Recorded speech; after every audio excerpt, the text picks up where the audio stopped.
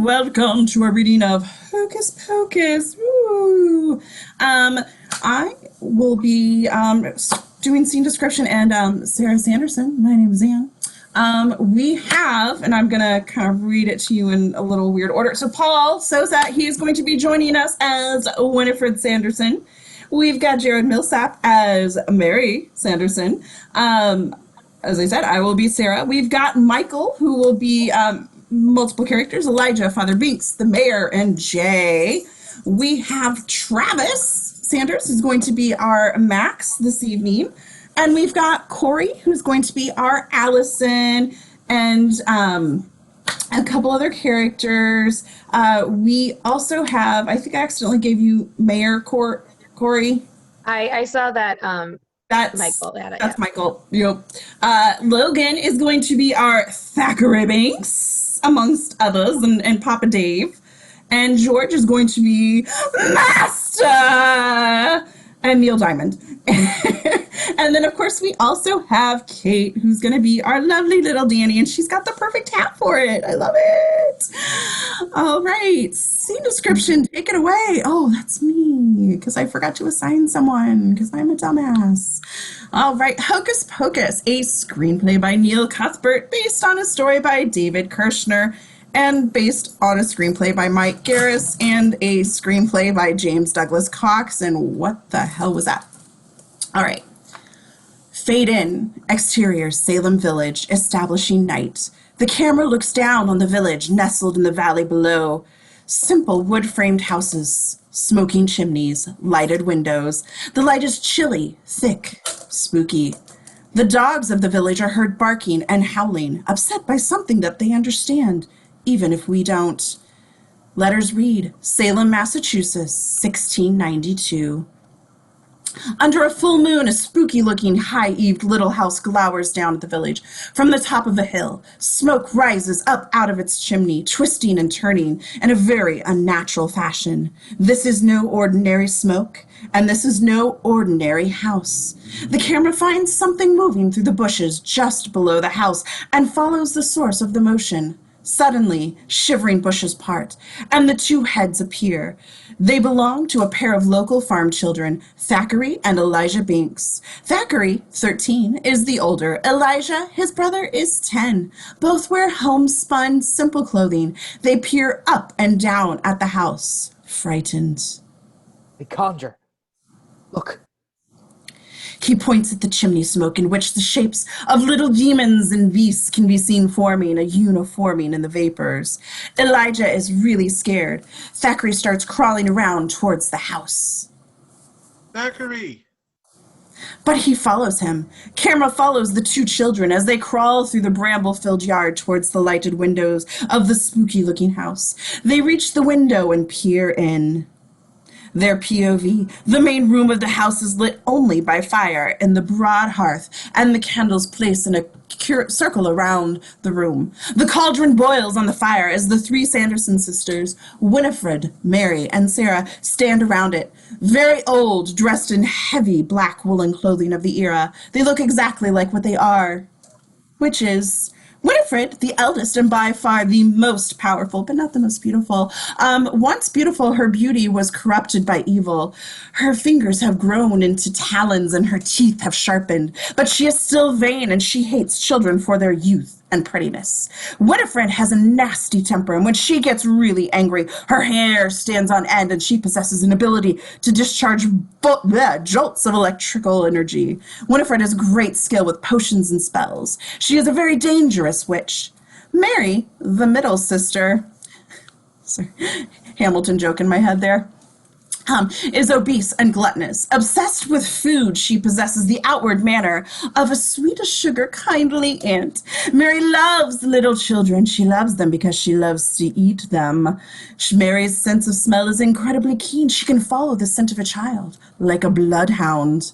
Sarah, the youngest, is the idiot sister. She's also beautiful and sexy. She likes to torture things. Small animals, children, bugs, baby seals, you name it. Any suggestion of cruelty to somebody else sends her into a fit of idiotic cackling laughter, while any fear for herself sends her into a fit of terrified screaming. She's a mess. The children watch as Winifred reads from the recipe in her ancient spell book. Oil of boil and a dead man's toe.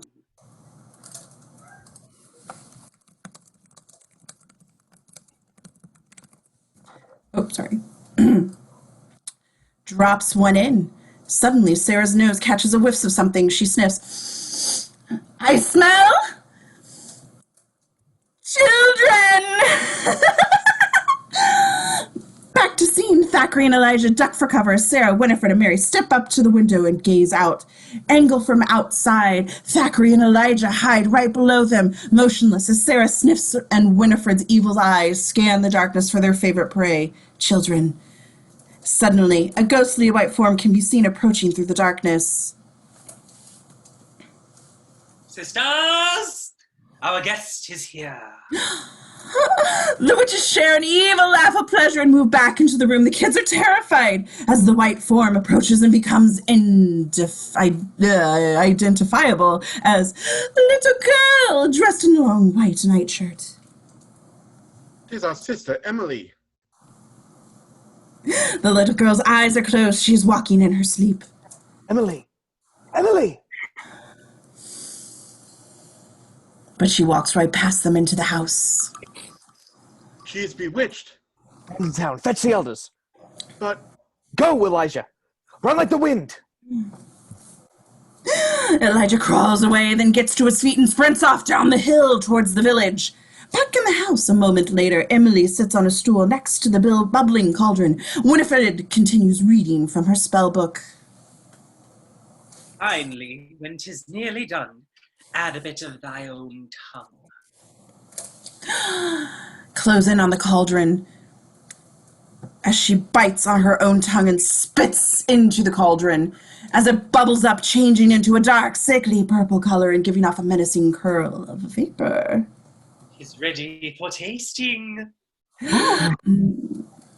Mary is about to take a taste, but Winifred gives her a painful backhand, knocking her away from it. She dips a spoon into the potion and holds the steaming spoon out to Emily. One drop of this, and her life will be mine. The witches cackle. An entranced little girl opens her mouth wide as Winifred leads in with the spoon, but suddenly the door to the house flies open and Thackeray races in. A boy! Thackeray flings a stool at Winifred. She jumps clear, flicking the contents of the spoon onto Mary, whom it sizzles. Thackeray grabs a long iron pot hook off the wall. He swings it at the witches, who recoil from him. Winifred snatches up her spellbook and holds it protectively. Get him, you fools! Get him, you fool! Mary shoves Sarah at Thackeray, and Thackeray gives her a good bop on the head. Ow! As Winifred is getting furious, starts gathering power for a major electrical discharge, Thackeray hooks the edge of the cauldron with the pot hook and dumps it over the bubbling goo all over the dirt floor. On Winifred as she shrieks in rage at the sight of her ruined potion. Her hair is now standing out straight in the air. Thackeray bolts for the door, but Winifred nails him with a massive jolt of electricity, and he goes down. Thackeray's POV from the floor. A moment later, he comes to and sees the witches, 3 ugly faces staring down at him. Back to the scene, Thackeray tries to struggle, but they've tied him up. Let's see how bravely he struggles.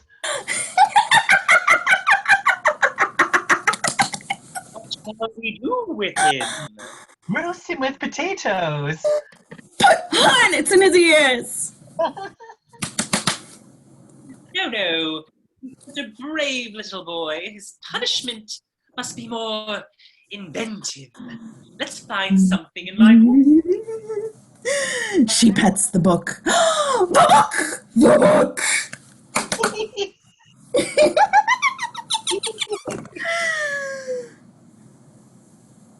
Let me see. What's itching? Crib death?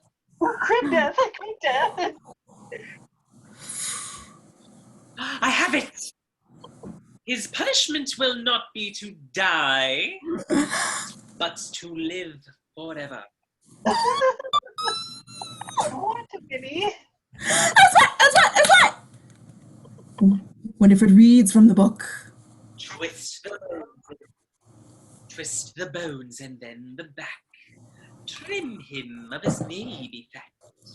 Give him fur as black, and pointy claws with which to spat. Thackeray's POV of witches drops to the floor. The witches poke cruelly at camera with their broomsticks. The door flies open. Torchlight fills the house.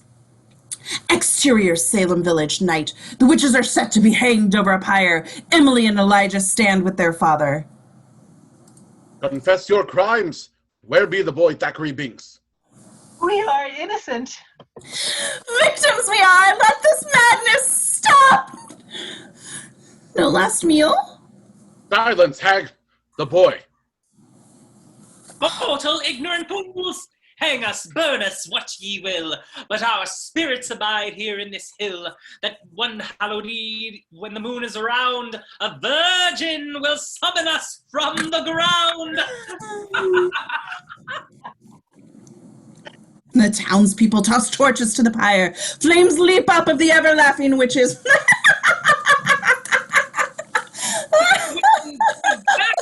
You have not seen the last of a Salem village. Mind ye children well, mind ye children. The camera pans and up to holds on to the full moon as the witches shriek with laughter, but their shrieking is suddenly cut short as we hear Plank tumble to the ground. Another angle. Nearby, something small and sad watches from the bushes. Watery marble eyes blink slowly. When they open, they're looking up at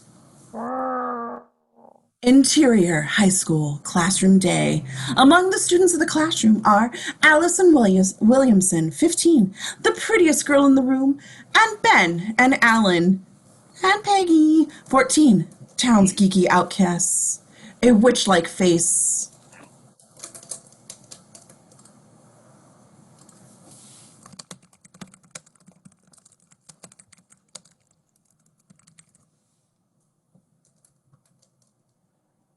Do we not have a Miss Olin? Apparently that's me now. Could anyone explain to us, for us, how cultural significance of Halloween on our own local history might perhaps share some common ground?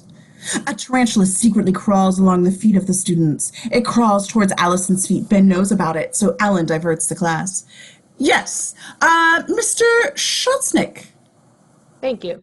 Halloween, or more properly, All Hallows' Eve, in medieval times was a holy evening. It took place on October 31st, the eve of All Saints' Day, when the souls of the dead rose and walked the earth again.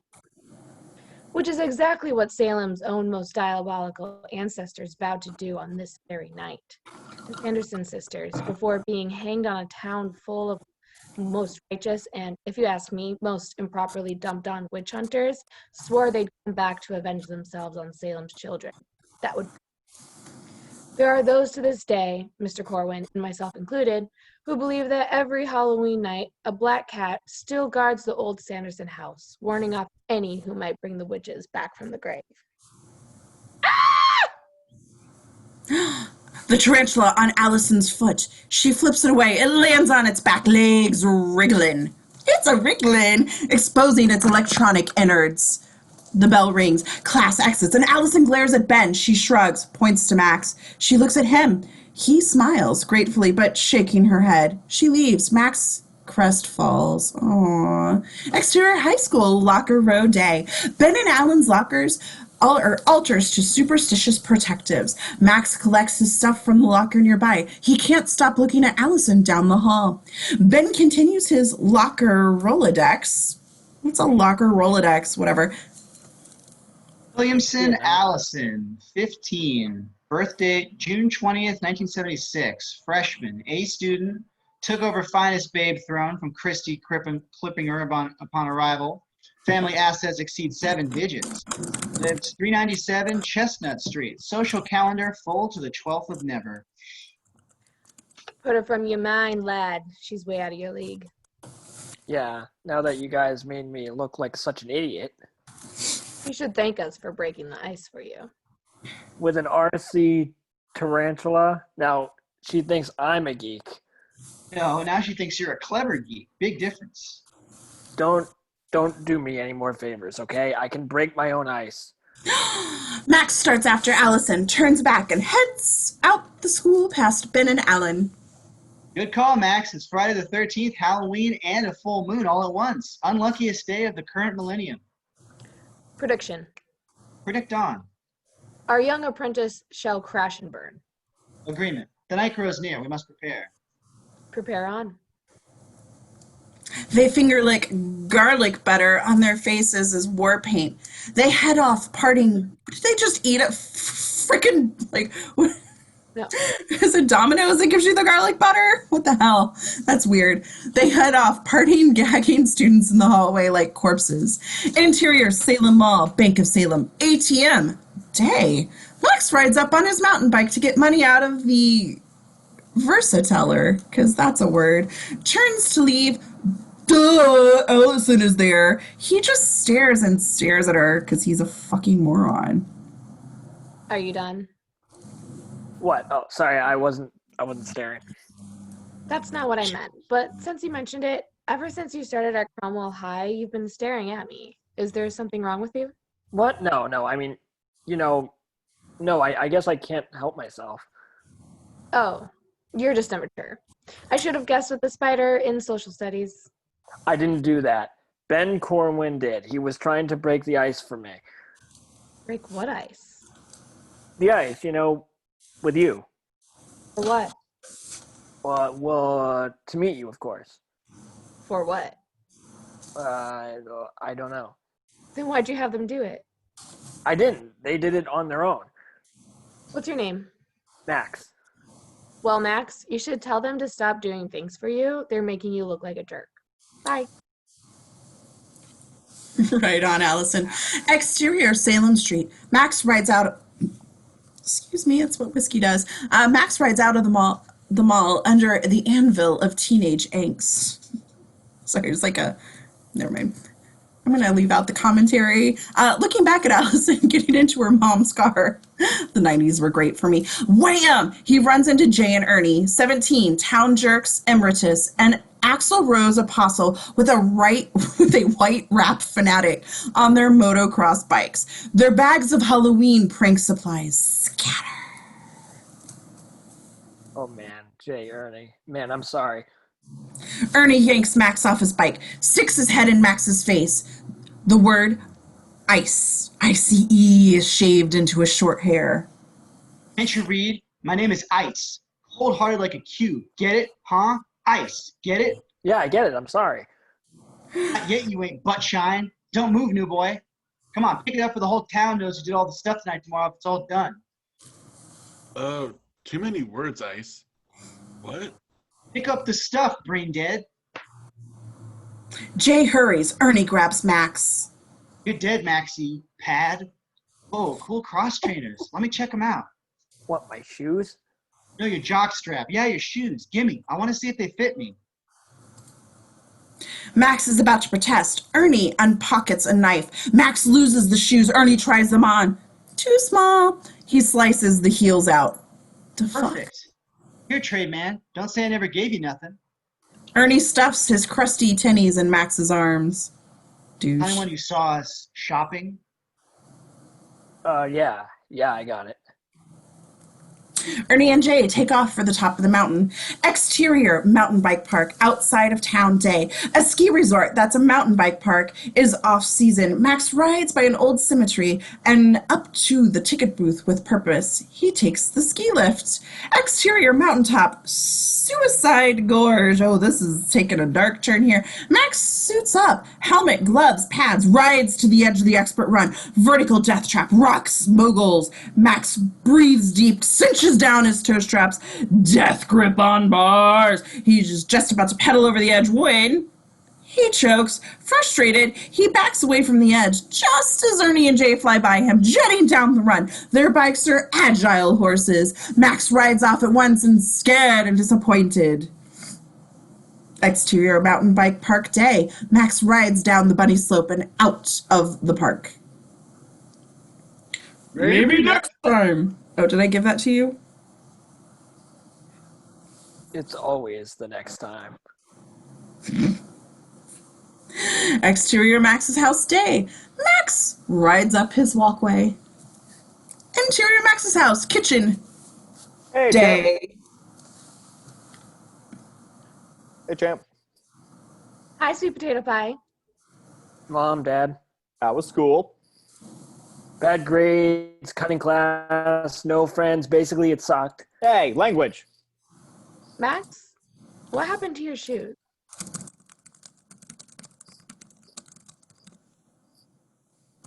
Well, that's new industrial fungus thing. You guys are going trick or treating. There's a Salem Professionals Halloween dance at the town hall. We'll be out late, so look after your sister, Max, okay? What if I've got a date? I mean, I don't. But if I did, Then we'd cross that bridge when we came to it. Look, she's your responsibility for the night, Max. Understand? yeah, I think it stinks, but I understand. We've all got our crosses to bear, Max. You should be thankful you have a sister to share the best things in life with. You'd feel pretty bad if you didn't, She's 7 years old, Mom. I'm in high school. which makes you the mature one. Max grabs a Coke from the fridge and heads upstairs. Exterior Max's bedroom day. The woodshop project Skull and Bones reads, Max only! Interior Max's basement room day. Max rifles through the CDs. Oh no. Neil Diamond? Oh yes. Solitary Man. As the lachrymose lyrics lilt through his private teenage cave, because that's what kids were listening to in the 90s, Neil Diamond. A Bud Light Babe posters, etc., all over the wall. Max goes to eye the advisorly eye to a poster of his big time hero. Neil Diamond's his hero in this. A solitary man, that's what I am, a solitary man. Oh man, that's me. That is me. That is so true, Neil. Max opens up a copy of The Crucible. Cromwell High's paper, a picture of Allison leading cheers. What do I do, Neil? I mean, do I just walk up and say, "Hi, I'm totally in love with you. Be my girlfriend"? Cool. I'll write her a song. Roses or violets or blue. I'm mortally. Max shows Allison Max shows the pic of Allison to the pic of Neil. See, am I lying? Is she beautiful or what? Max is suddenly entranced by the picture. He brings it up to his face. He's gonna kiss it. Suddenly, wait, is he kissing Neil Diamond or Allison? Allison. Yeah, definitely. You sure? Yeah, Yeah. He's got a pretty big heart on for Neil Diamond. Anyway, he's gonna kiss it. Suddenly, his little sister Danny appears behind him from the closet. Oh, Ah! I scared you. I'm gonna kill you. Don't kill her. Max leaps for her. Danny jumps on the bed. 7 years old, face to face with Max. He reaches for her. She puts up her hand in a power witch manner. Halt! If you touch me, I'll tell everyone what you were doing. You better not say nothing, Danny. What do you give me? A fat lip if you don't shut up. Mom and Dad told you to stay out. Nuh-uh. Only till you adjusted to your new environment, because moving in high school is traumatic, trauma on teenage boy. That's what Mom said. So let's go. Traumatic, and I'm not going anywhere. You're taking me trick-or-treating. Guess again. You are. I ain't. Uh-huh. Mom and Dad said you have to. Guess they don't know everything. You're taking me, Max. Wanna bet? Danny runs in a spontaneous lather up the basement stairs, screaming at the top of her lungs. Mom! Dad! Interior Max's house. Dave's workshop day. Look, you haven't done anything except hang around the house every weekend since we've been here so far, Max. Listen, we moved out here for your and Danny's benefit. Thanks, but that doesn't mean I have to like it. No, I guess not. But life wouldn't be so miserable if you tried to. Who said I was miserable? Dave just looks at him. Dad, I didn't want to move here. All that stuff you said about safe rural atmosphere. Well, guess what? I got my cross trainers ripped off on the way home from school, which I hate. I don't have any friends. They bumped me ahead because they said I was smart, but now everybody I'm supposed to be equals with drives a car and ride a bike. I had to get a $5 haircut that sucks because nobody knows how to cut hair right now here. You, my man, have got a serious case of the screaming knee bucklet for some lucky girl, don't you? Oh man, she told you. I can't believe it. She blabs her fat mouth all my personal stuff, and I'm supposed to take her trick-or-treating. Forget it, Dad. Better suit up. It's about time. What? It's Halloween. Get into it. You're kidding, right? Serious as a tax audit, Max. Believe it if you don't, or if you foul up in some way, you can forget about getting your driver's permit this year. Listen, Max, it's her big night, and you're gonna take her as her big brother. She's a great time. Understand? Yeah, I understand. I think it sucks, but I understand. Yeah, life isn't fair, Max. But it's always the guy who goes above and beyond the call of duty that makes all the difference. Missed. Oh, and don't scare Danny too bad. Build nightmares. My life's a nightmare. Me too, Max. Me too. Exterior, Max's house, dusk. Costume kids roam the streets. Oh, God, they smell bad. Dave, laden with skull camera and a video 8. Oh, wow. Is this the 80s? And Jenny look proudly at their kids. You fix your nose. It's falling off. Have a good time. Don't stay out too late. Danny waves gleefully. Max's costume, baseball cap, and Wayfarer shoes. I've got our route all planned out. We're going to clean up. Where's your costume? Ellen DeGeneres! He's Ellen DeGeneres at the grocery store. Max puts on his sunglasses. I'm a dope dealer. Unacceptable. I'm Christian Slater. Wow, really? Damn. I didn't read this beforehand. This is, I really should start reading these before. Jenny and Dave walk over to the kids. What are you supposed to be anyway? Max puts on his baseball cap. I'm a baseball player. Let's go. Pick your mitt. Don't push me, Danny. Danny looks hurt. Yeah, he's a dick of a big brother. Max and Danny walk away. Hey, kids, wait up. He's He's got got- the cameras. Oh. Crap. Pump it.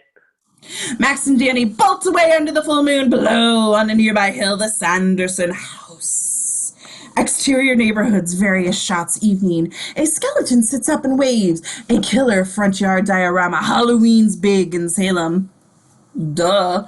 Max and Danny come down from the street. Max is praying he won't be noticed.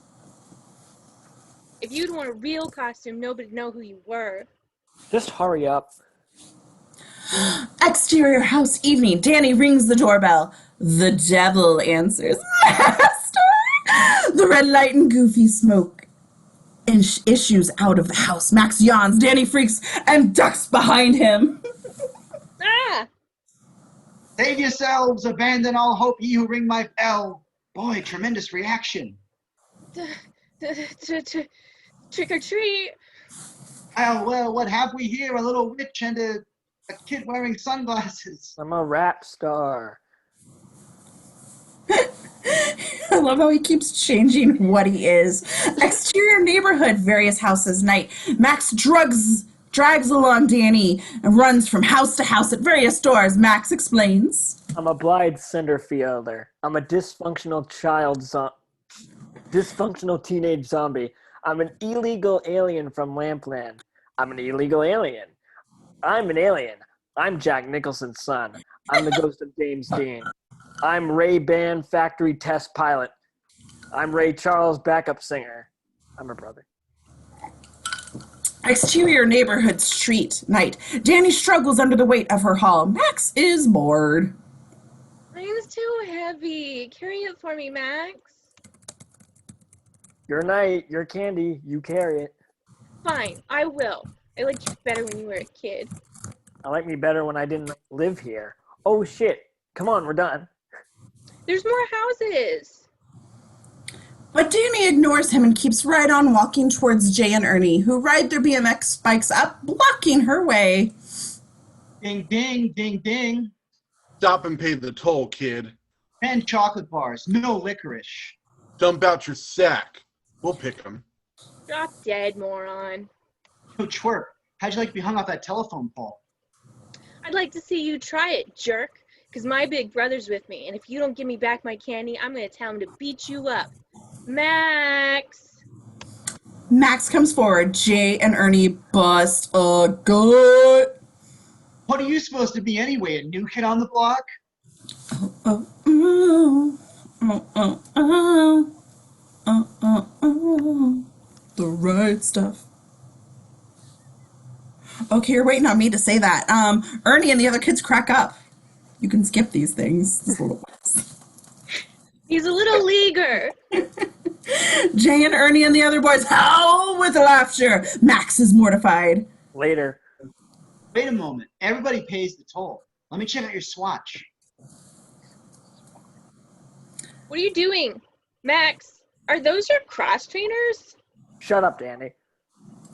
You can give them your stuff, but you ain't taking mine. Danny snatches her candy sack away from Ernie, ducks behind Max. Ernie chases her into Max's face. Got death wish or what, Maxi Pad? Max hands Ernie his own sack. Here, Ernie. Help yourself. My name is Ice. Cold like a cube. Dumb like a brick. Max slaps a hand across her mouth. I'll just keep the bag. Sure, go ahead. I gotta get her home now. You know, bedtime. Max leads Danny away. Halfway down the block, she bites his hand. Social misfits, degenerates, thieves. Danny struggles with her half ton of candy. Right on, girl. At a cross street, Max turns back. What did you want me to do there? There were two of them. You didn't have to roll over completely. I didn't want to take your trick-or-treating, but I did. And if I didn't give my swatch, because that's the thing, you would have beat the crap out of both of us. I saved your butt, so just collect your candy and shut the hell up, Danny. I'm telling Mom and Dad you ruined my Halloween. Go ahead, see if I care. I don't care about anything anymore. I got nothing to care about. Sorry. Danny sits on the curb, bawling. Max sits with her because he's a dick, but he also cares. You're just scared Dad won't sign your driver's permit. Permit? It don't matter anyway. I'm not going anywhere. How come you don't have any friends yet, Max? I got lots so far. You're a kid. It's easy for kids. Oh yeah, and you're such a big man, you don't even shave yet. Sorry. Have some candy. Max splits a chocolate bar with his little sister. Aww. It's boring here. It's not really. There's lots of cool stuff. Look. A full moon hangs over the Sandersons' house far away. I think full moons are good luck. Come on, I'll take you home. Max notices the street sign under which they've been sitting. Chestnut Street. Over to this street and then we'll go home. No, that's just rich people down there. They'll make us bob for apples and drink cider. Max? Exterior 397 Chestnut Street night. Allison's house. Impressive. A party inside. Max rings the doorbell. Ding dong. How come this one? I don't know. Yeah, you do, bitch. Allison answers. Space princess costume. Is that politically correct for Princess Leia? Too sexy for my shirt. Is what. Trick or treat. I ain't bobbing for apples. Oh, hi, Allison. Oh, brother. Interior Allison's house night. A catered party. All adults. Allison's bored. My parents' annual party. Great.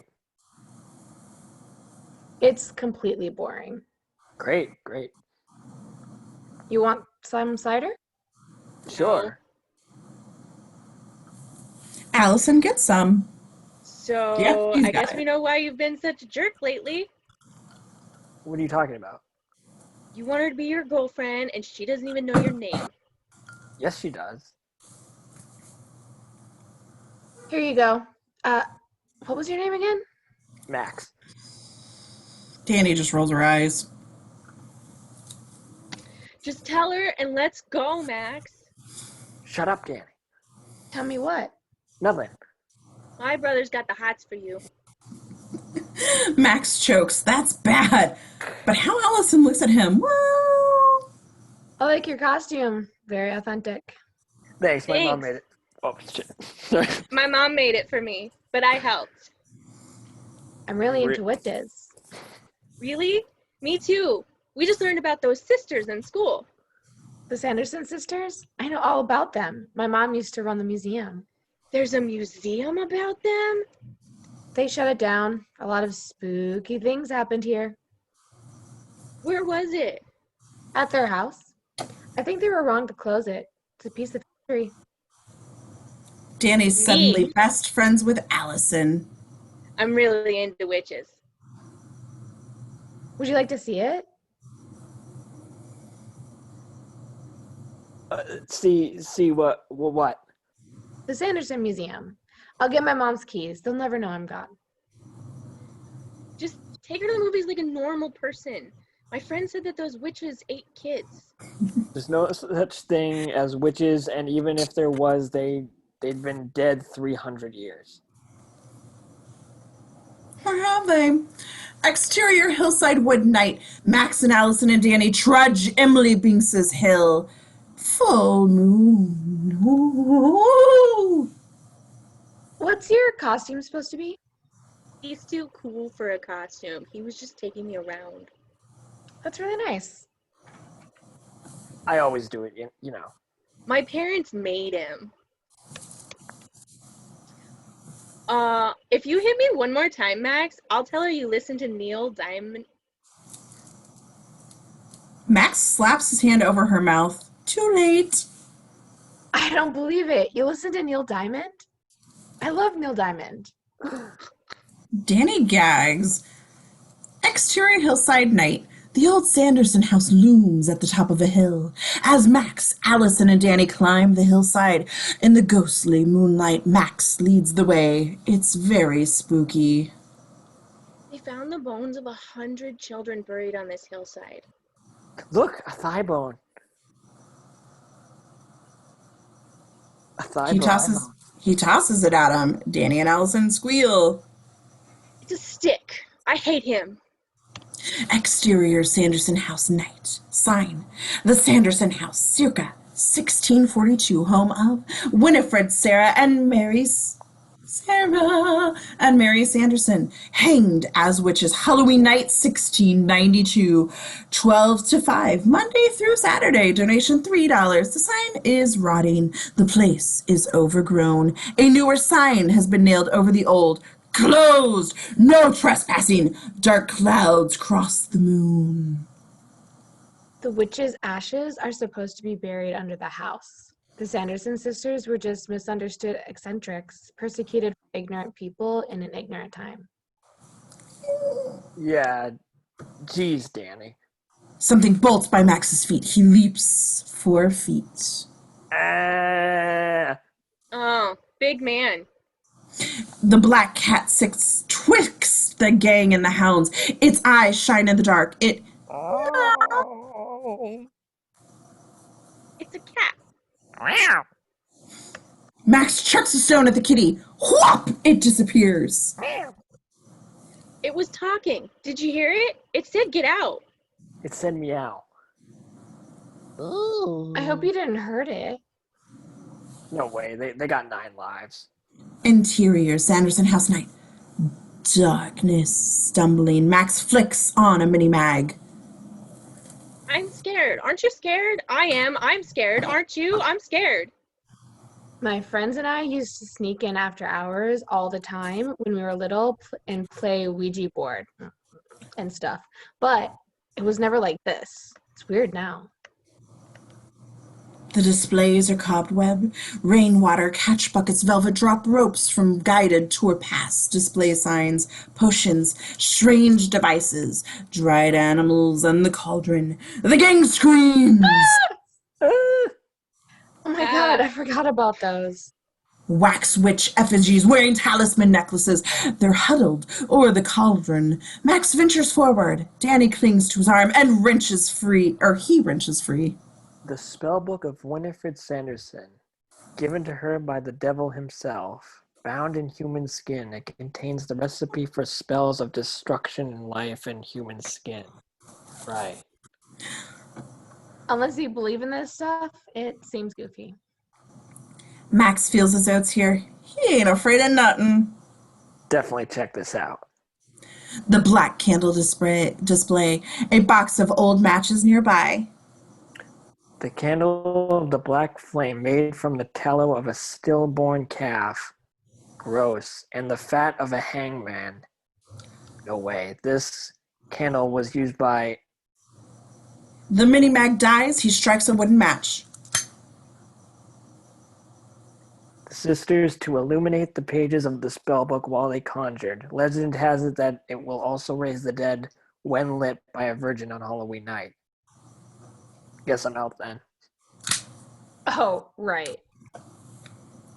That's what she meant. Meant who what? Before they hanged her, Winifred Sanderson cast one last spell. One Halloween night, when the moon is round, a virgin will summon us from the ground. In the background, through the window, the clouds drift away, revealing the full round moon. The room is suddenly illuminated with moonlight. It's very spooky. Allison and Danny are afraid. Cool. Let's light the thing and meet the hags. Would you like to do the honors? We shouldn't be fooling around with this. No kidding. What are you afraid of? It's all just a bunch of hocus pocus. Oh, he said it. Suddenly, with a panther-like, "Arr!" the black cat leaps out of the darkness and lands on Max's back. For a moment, it hangs on, clawing him viciously. Get him off me! Get him off! Ass! And suddenly, as it is attacked, the cat drops off of Max and disappears into the shadows. Allison nervously laughs at Max's freaked out state. Max, embarrassed, picks up a piece of firewood and brandishes it like a weapon. Stupid cat! Sneezes from the shadow. A very human-like cat yowling can be heard. He says that's what you get for hitting him with a rock. Oh my god, I can hear him now too. What? He talks. I told you. More yowling from the shadows. He says if we don't get out of here right now, we'll never get out. So why can't I hear him? Only those who believe in magic can hear him speak. You guys are overreacting. Let's get out of here. Great idea. They start for the window. Wait a second, where's your candy? Who cares? Forget it, Max. Let's go. No way, my dad will kill me if I bring her home with no candy. I'll never get my learner's permit. I knew that was the only reason you took me. Allison helps him look. The cat meows at them menacingly. Shut up, Morris. Sneezes. The moon slips behind the clouds again, darkening the room. Max flips his lighter lit. I can't see a thing. Let's just split. Max looks at the black flame candle. Without thinking, he lights it! Max, no! The cat yowls in horror, but it's too late. Close in on the candle. As Max's lighter ignites the flame, but instead of giving off light, the flame literally sucks the light around it like a black hole. On Max's reaction, he realizes he's just made a blunder of his life. Uh-oh. No kidding. But it's too late. With a sudden implosion/explosion, all the light in the room is sucked into the howling candle, while at the same time, a strange howling wind emanates from the light of the flame and blows around the room. Hellish laughter and screaming are heard as the wind gusts and blowing around dust and objects. Oh no. Exterior, underneath Sanderson House night. Light erupts from the ground, carrying the buried ashes of the witches, streams up through the floorboards. Interior, Sanderson House night. The light and the ashes stream up into the wax dummies, lighting them from the inside out, melting the wax. No, no, no, no. The effigies moan like the undead. Wax drops off them in luminous, thick loogies. Ew. The plaster explodes from the mannequins. Waxy plaster. Dust fills the room. Light filtered in the trillion particles clear slowly. The kids duck behind the spellbook display. They stare and shudder at what is impossibly manifested in front of them. The Sanderson sisters, skinny, fat, and ugly, unchanged and pissed. They are slow to realize their good fortune as they pinch themselves to verify their freshness. Sisters, we have returned.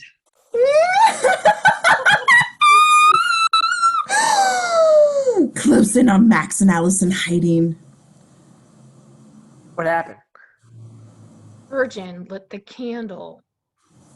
Max is embarrassed. Back on the witches. Who brought us back? The witches scan the room to see who the three witch effigies. Winifred approaches them. Sisters? She puts her hand on one and it falls over. Winifred examines them, puzzled. Suddenly, Sarah's nose starts twitching. You don't smell them, sisters? What? Children. Let's pluck their eyes out! Winifred whacks Mary with the back of her hand, sending her slamming into the back of the potions. Winifred turns on the charm. Come out, my dears. We will not harm thee. We love children. Winifred suddenly flips over the table, revealing Danny, who is petrified. Dressed as a witch, she thinks fast and pretends to be one. Greetings, sisters. Greetings, little one. It was I who brought you back. I see. The three witches gather closely around her, pawing and poking her with their sharp fingers. Such a pretty little child. Pretty fingers, pretty eyeball. Oh, well fed. Tell me, my sweet, what is the date? October 31st? All Hallow Eve? My curse worked just as planned. And the year? 1992? Sisters? You've been gone 300 years. When you're dead! Guess I'll be going then. Hey, for supper. I'm not hungry. But we are. The witches howl with evil laughter and seize Danny with their talon-like hands. They are about to tear her to pieces when a voice shouts. Hey! Oh, wait. The witches turn around and see Max, holding one of the buckets of rainwater. He hurls the water, scoring directly on Winifred, soaking her thoroughly. Everything stops as everyone looks at Winifred to see what happens. Close in on Winifred, she gets so mad at the water literally sizzles off her face. It worked in The Wizard of Oz. Back to Winifred as the rage increases. Her electricity charges up and her hair stands straight on end. Suddenly, she throws out her hands and zaps Max with the stream of cackling electrical energy. Mary and Sarah cackle with delight as Max is literally lifted out the ground right in an electrical field. Burn him to a cinder! Broken, Winnie. You leave my brother alone. Ooh, she picks up a small pot and beans Winifred with it. The electrical charge is broken and Max slumps to the ground, and Winifred goes down to the floor momentarily stunned. But in the instant she has regained her senses, she snatches up with Danny, but with both hands lifted off the ground when Allison attacks her. But Winifred easily knocks her aside with a blow from her hand. Winifred is about to wring Danny's neck when suddenly there is a ferocious yowl, and the black cat leaps out from its hiding place on the shelf and lands on Winifred's head, scratching and clawing her savagely. Winifred releases Danny, and all hell breaks loose. Mary tries to grab Allison, who punches her in the nose. Winifred tears the cat off her and throws it against the wall. Max comes to his senses, sees what's happening, then spots the sprinkler system on the ceiling, cackles like an idiot.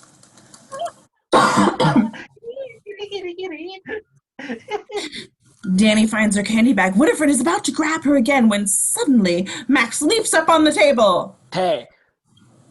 He clicks the lighter, which flames, and catches the witch's attention. You have messed with the great and powerful Max, and now must suffer the consequences. I summon the burning rain of death.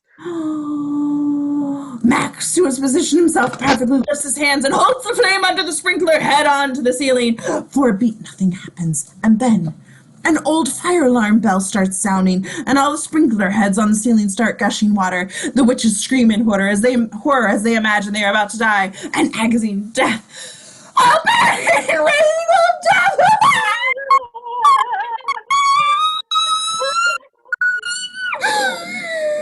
Screams while the kids scramble to escape. The black cat, who is of course Zachary Binks, leaps up onto Max's shoulder, putting his face right up to Max. 300 years have turned Binks into a tough, very worldly cat. Get the spell book. Max instantly reaches to pry the cat off. Binks bites his hand.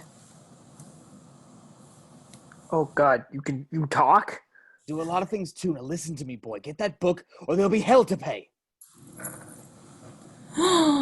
Max is paralyzed. Wop wop. A couple of quick pod shots across Max's cheek. Hurry! Max grabs the spellbook. He runs out of the past the writhing witches. Binks scrambles after them. Hey, heal! Exterior woods, night. Follow me. Max stops. Allison and Danny stop. Look back at him. Wait a minute. I want to know what's going on. Binks turns round and leaps back up Max's face again. Stop doing that. Binks stuffs a paw in Max's mouth. Shut up. I'm a cat, and I'm talking to you. You understand what I'm saying? Some 300-year-old witches want to kill you. Any more questions? Good. More later. Right now, who's in charge? Who wore? Fine boy. This way. Just noticed the filter. Binks dashes away. Danny follows. Allison next. She leaves Max with a sudden disapproving look.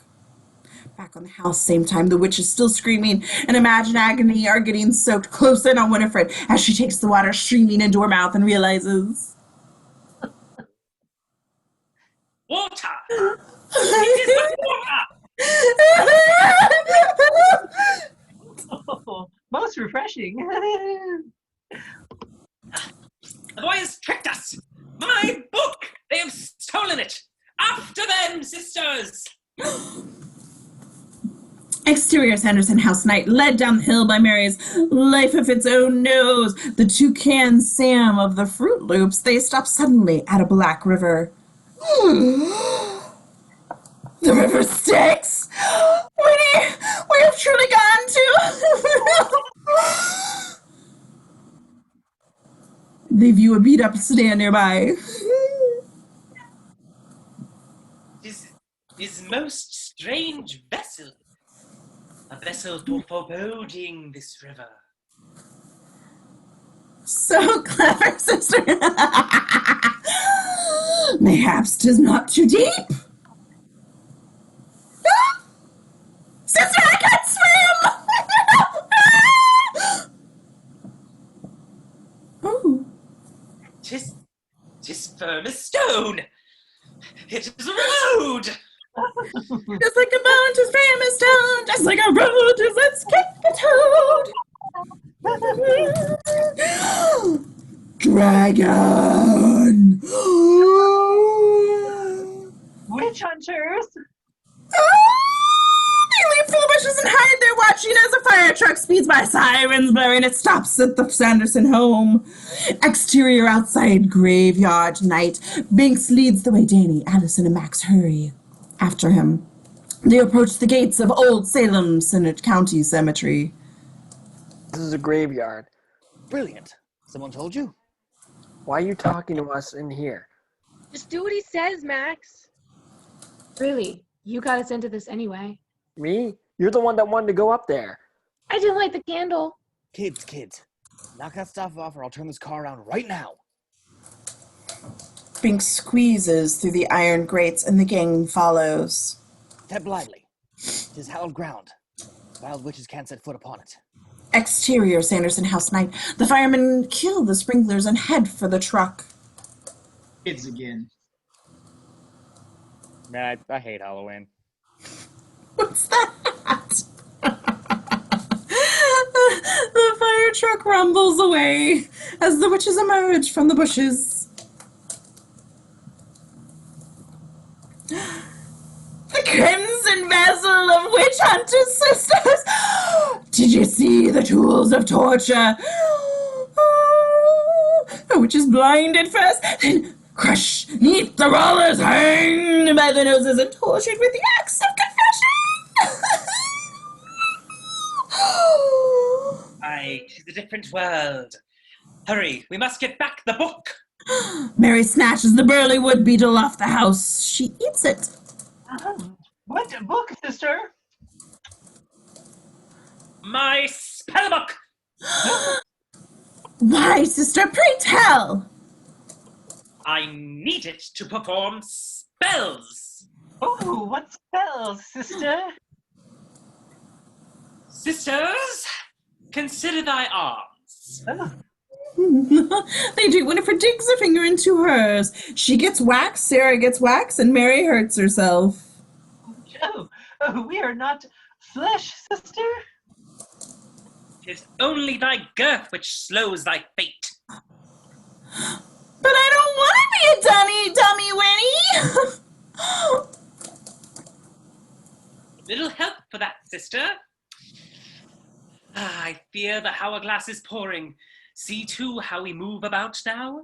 We do not walk as flesh. We float as spirit. Neither alive nor dead. We must get the spellbook and conjure for our lives this night. Come, the hours are numbered. Winifred spins grandly, her witch togs twirling her heads for the house. The dunces follow. I resemble that. And we are dead by dawn. Interior Salem County Cemetery. Night. The kids follow Binks through the graveyard, past tombstones. A skeleton wielding a scythe appears from nowhere. They scream. Just a sculpted grave marker. Binks leaps on top of it. William Butcher, murder thief, drunkard. First little guy he was, Billy the Butcher. Oh, right, like you knew him. Like, totally I knew him. That's right, Junior, I did. I knew Napoleon B., Mark Twain, Tom Edison, Crockett, Chuck Lindbergh, Babe Ruth, and Disney, too. Really? Really. I knew Billy before and after he was strung up. Witches stole his body from the gallows and brought him back to life to raise a little hell, if you know what I mean. To keep their secrets, they caught at his tongue and sewed his mouth shut with a dull needle. The kids react, hands to lips. Stark silence. Dealing with Aunt Elizabeth Montgomery. Yeah, now I've got your attention, boys and girls. Let me just say that we are in one grave situation. Sorry, couldn't help myself. Are you the little boy who has turned into a cat? Yes, I am. Thackeray Binks, at your service. Interior Sanderson house night. The place is wrecked. The Winifred whistles. A classic twig broom flies to her. Sarah whistles. A modern type nylon bristle angle broom who skitters over to her. Note, when she flies, then her broom is always out of alignment. She flies at an angle. Mary whistles. A 30-year-old chrome-railed Electrolux vacuum chugs out of the closet to her, and she unceremoniously slaps her in the forehead with its chrome handle with an impressive flurry of Cape Winifred mounts her broom. To the sky! Exterior sky above Salem. The witches, airborne night. The witches fly across the full moon. They encounter Salem village far below. The city lights seem like pyres. Salem Village is a changed world. Many witches burning regular now. Back at a graveyard a few moments later, Danny and Allison listen intently as Binks tells his tale. Max is still feeling peeved. Do you like being a cat a lot? So I enjoyed myself. Being a cat was a highly sensuous experience. I slept all day, prowled around all night. My family took me in. I slept by the fire. Everyone petted me. But then years started to pass, and I watched my parents grow old and die. My brothers and sisters, their children. I was always left behind. The kids are stunned and saddened. Why didn't you kill yourself? I think I tried. I always survived. I fell into a deep despair. I couldn't die, but I had no reason to live. Then one day I realized immortality was my curse, but it gave me purpose. The Sanderson sisters had vowed to return from the grave, and I'd always be there to stop them. They'd never harm another child as long as I was here. So for 3 centuries, I've guarded that house, especially on Halloween night, because I knew some airhead virgin might like that candle. What are you gonna do?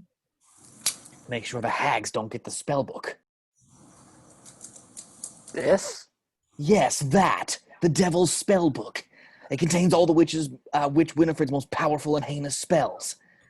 Don't let it out of your sight. And remember this, all of you. It is evil, and only evil can come of it. Is that clear? Good. They did magic at their house. How come they need it? Good point. As near as I can figure, they have minor magic at their beck and call. Y'all know unseen forces, fireballs from the palms, bewitchment, etc., etc. If they get it back, what would they do with it? I only saw them conjure with it once. They took a potion that, as near as I can ever figure, they'd plan to give the children of Salem Village. For what? I don't know. Well, we're just talking about 3 old ladies versus the 20th century, right? I mean, how bad could it be? Bad. Electric cord drops and dangles from the sky in front of Max. It's bad. Winifred? Winifred? Ah! Book be mine! The spellbook leaps! Get it! Max intercepts. Allison and Danny take cover, hide their eyes. Binks leaps to the tombstone. This is hallowed ground. Whisk off, witched hags. Thackeray Binks, thou mangy feline, still alive? Till the end of eternity, if it means vexing the likes of you, vile wench. Enjoying your 9 million lives? That strikes a chord with Binks. He is a taut ball of fur. Catch the kitty! Bind him with wires! Skin him alive! Set him afire! Give us the book and we'll be gone. No way, Fatso.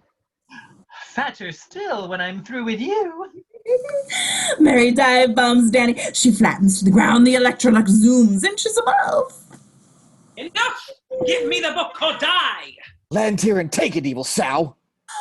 Winifred and her sister air huddle. I don't like this. But you said they can't touch us here, right? Right?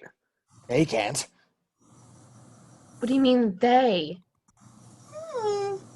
Winifred pockets a black flame candle, holds it ready. Souls at peace remain at rest. Tortured spirits join our quest. Smell with nose, see with eye. Twist your fingers towards the sky. Put aside your earthen sheet. Stand up your good dead feet. Life is sweet, be not shy. Sleeping slave, arise! Arise!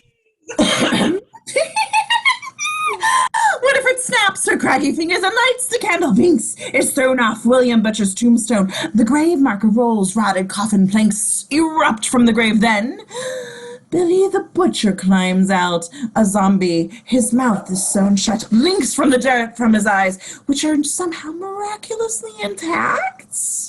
What? Right? Oh, she's back. There she is. There she is. Nothing, Finish the description. nothing else about him is though. Stop bossing me around, Winifred. I'm just because I'm the youngest and most beautiful. But Danny and Allison are struck dumb, and Frozen Step Banks leaps onto Max's chest once more.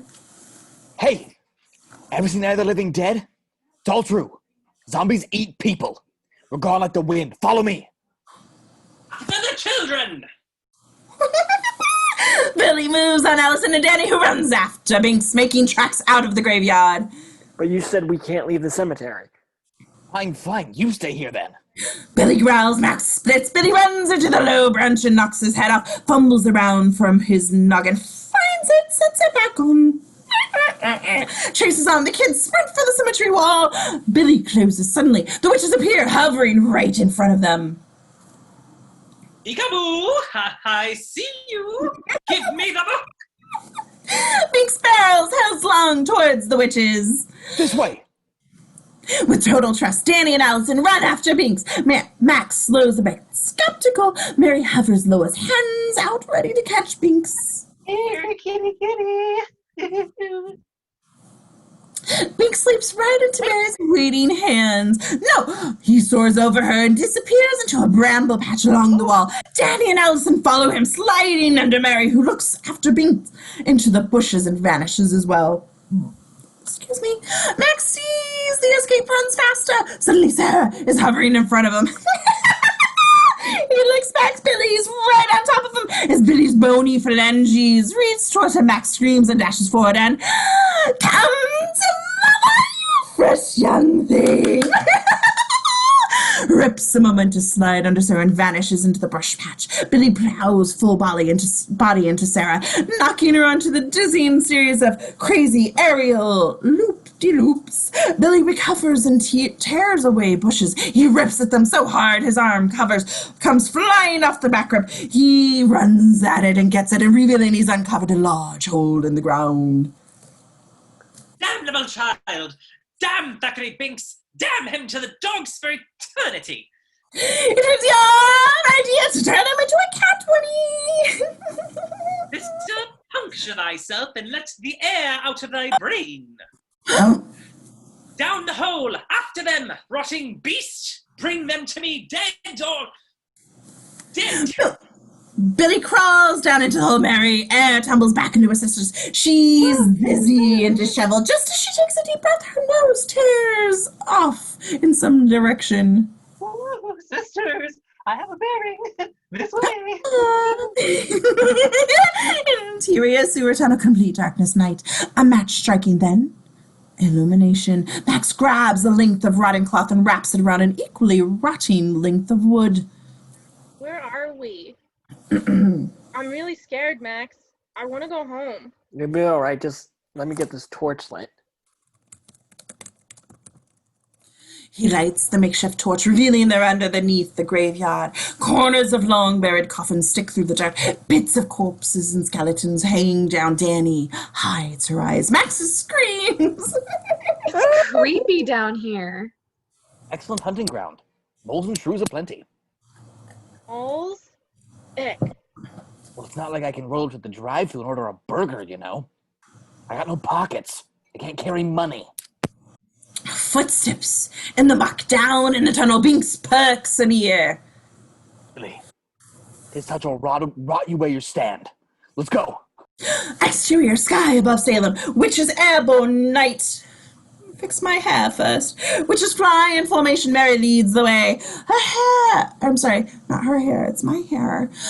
Nose pulls her herky jerky, yanks her downward towards Salem. It's zeroed in. She rockets towards Earth. Maybe a million lanterns, not pyres. The world has grown. I've got him, Winnie. I've got him. Exterior neighborhood street night. Mary, the spiraling meteor, crash lands like a model rocket in a front lawn. Winifred and Mary land nearby. That should have been Winifred and Sarah land nearby. Typo. They stow their brooms and consider the street in horror. My nose never lies. I smell children. Costume trick-or-treaters are everywhere.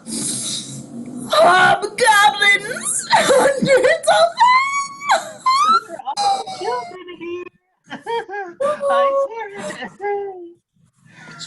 But where? Oh, everywhere. Ghoulies and ghosties, Jawas run by. Mary shudders.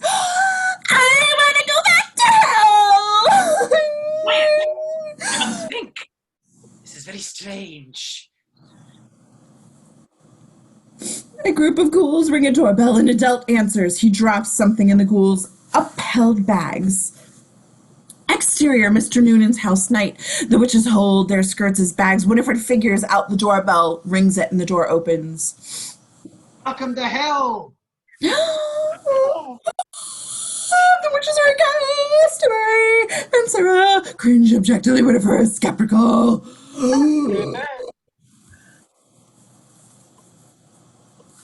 Master!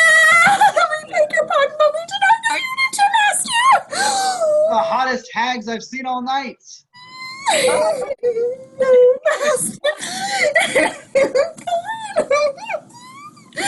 You not bad yourself, sire.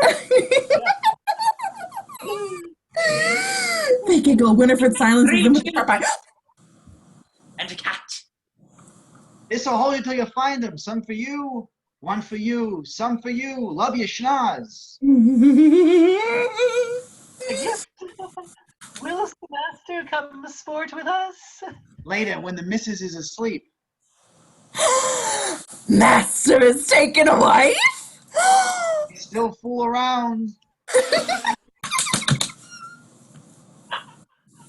The devil wags his tongue at them and closes the door.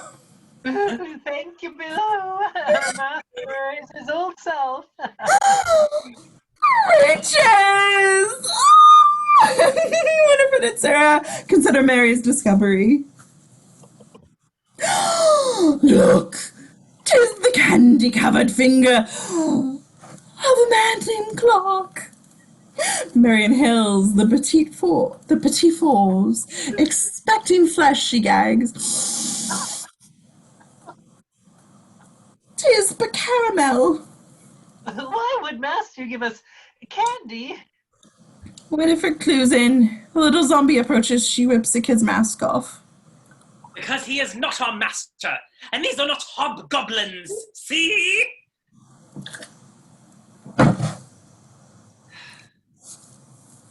Hey! Head, lay off my latex. Child, I knew it. Sarah tries to grab the morsel. The kid blindsides her with his candy. Oh, shit. All Hallows Eve has become a night of frolic, where children wear costumes and run amok. See them collecting candies and treats. See how many children have now in Salem Village. Sisters, we must brew up some spells at once. Amok? Amok, amok, Yes, we need the book. Much pass by. We can kill 2 crows with a single stone this night. Don't you see? No.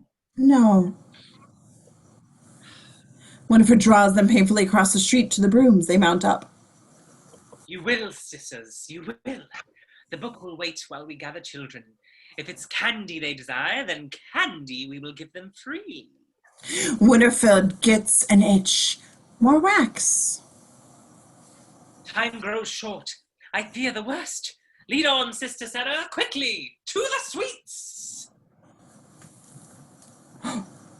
That's me. The witches take to the sky! Interior sewer tunnel. It's night. Binks and the kids crawl through the offshoot pipe. Interior Binks's digs. Night. Oh, he's got digs. Okay. Emerging here, Binks's 300-year-old subterranean home. Boom, chicka about my butt like Barry White's playing. Fascinating. Everything's cat scale. Oh, fuck no. Is this cats? Is this where cat... Oh, I'm not going to digress there. The joints of self-contained and harbors of the treasures of the 3 centuries. Jellicle cats, jellicle cats. Thousands of butts home, entertainment, the kids are in awe. Binks goes to the kitty kitchen, retrieves a can of food.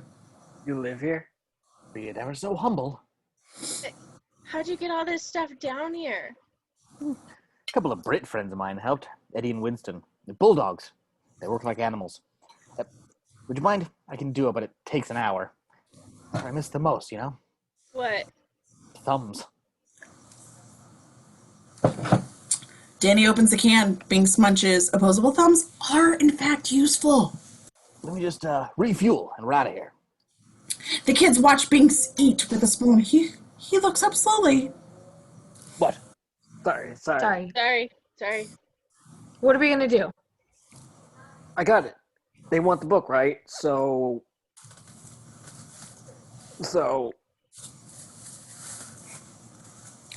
Oh, sorry. Okay. I'm not the smartest sister. They already established that. Max has dropped. Max.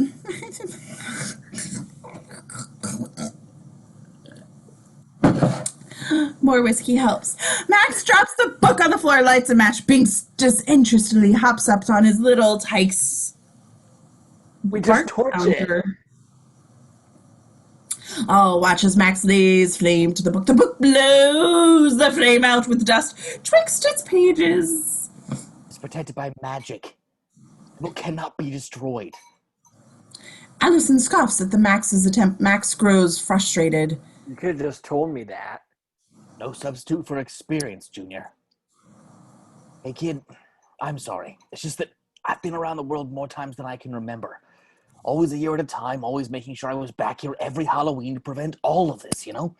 So, naturally, you sort of put a bug in my biscuit, you know? I just didn't want to see what happened to Emily occur again.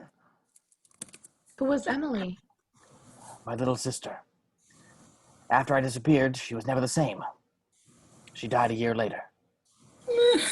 The kids are struck silent. We can't never really let him get the spell book then, huh? I need help. Who do you trust the most in the world to believe you? My dad. A clamoring. Sorry, that's really sad. A clamoring echoes in the entrance tunnel to Binks's home. It's Billy the Bonesman. Come on, we gotta move. Okay. Press. There we go. Exterior Salem Mall grocery store night. Blasts out of the sky, rockets across the parking lot into the stores. Mach 1. Interior grocery store night. Slalom's late lane shoppers. Piles of food finally comes to a broom bending halt at the Halloween candy display. New little candy voodoo crows. Relieved, Mary lets her broom handle go snap. It snaps like a keystone box. The whole display tumbles.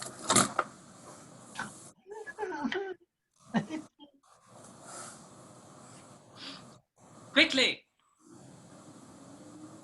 The witches stack their broom bristles with boxes. They speed out of the door. Exterior grocery store. Donut shop. Take to the sky once more. The zip come. It's like through a 3-story French crawler. Oh, French crawlers on a donut shop. Can somebody go to... I want a donut. Exterior Salem Street donut nights. Night owl teenage Halloweeners tapping keggers in their mini trucks. A manhole is pushed open by Max. Binks springs out immediately. God, I'm fucking 12-year-old boy, sorry. Immediately caught in the set of headlights. Uh-oh. Max ducks, a loud car horn, Dopplers overhead, thump, thump, doof, and a squealing yelp. Then silence. Max and Danny and Allison climb out, stand looking down, saddened faces. We don't see Binks. Oh, poor Binks. No.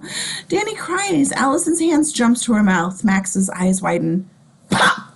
A stuck plunger pulled off a smooth glass. Allison's hand comes down. Danny stops crying. Max's eyes widen even more. Then, poof! Binks springs to his feet, shakes his little head like a cartoon character after a good steamrolling. I hate when that happens. But, That car just totally flattened you. It hurt too. Yeah. That's impossible. Improbable. Not impossible.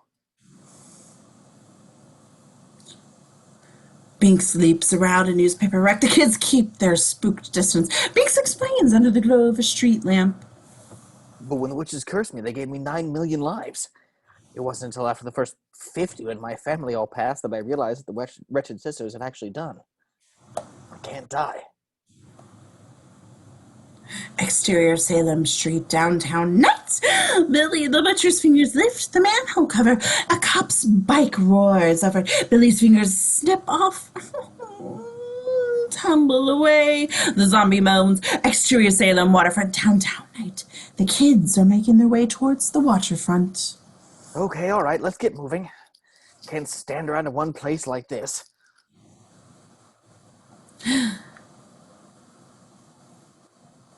Billy the butcher's approaching slowly with those loose, long, scary, dead guy wobbly strides. This is all your fault. What? Don't blame me for everything. I didn't make that guy rise from the dead. Kids? No, but you brought the witches back and they did, so you're responsible. But it was your idea to go up to their house in the first place. Excuse me, guys. God, you're immature. I didn't tell you to light the candle. Yes, you did. Boys and girls, we're about up to our necks and... It was just a dare and you didn't have to do it. If I dared you to jump off a bridge, would you? If you dared me, yeah, I would. You would? Would? Uh-huh. You're crazy. You're impossible. True love. Binks looks back. Billy, come, let's check the areas. They're stuck. Billy is about to grab the kids when he... Damn! A telephone pole erupts in a corner and blindsides Billy, knocking him into the ocean. Alan and Ben appear, shouldering a big wooden cross. They're wolving candy? Ben? Alan? Maxwell. Thanks, man. We're dead meat. What are you talking about, man? What are you talking about, man? For knocking that zombie out with... What is this anyway, this cross? Ultimate fetish. The night grew dark. We grew scared. Built a cross. The most powerful talisman. Renders all demons powerless. Heavy, though. Want it? You gotta get some of this crow candy. I can't believe how good this is. Binks is your approach to this. He's suddenly extremely suspicious. Where did you get those sweets? Where'd you get it?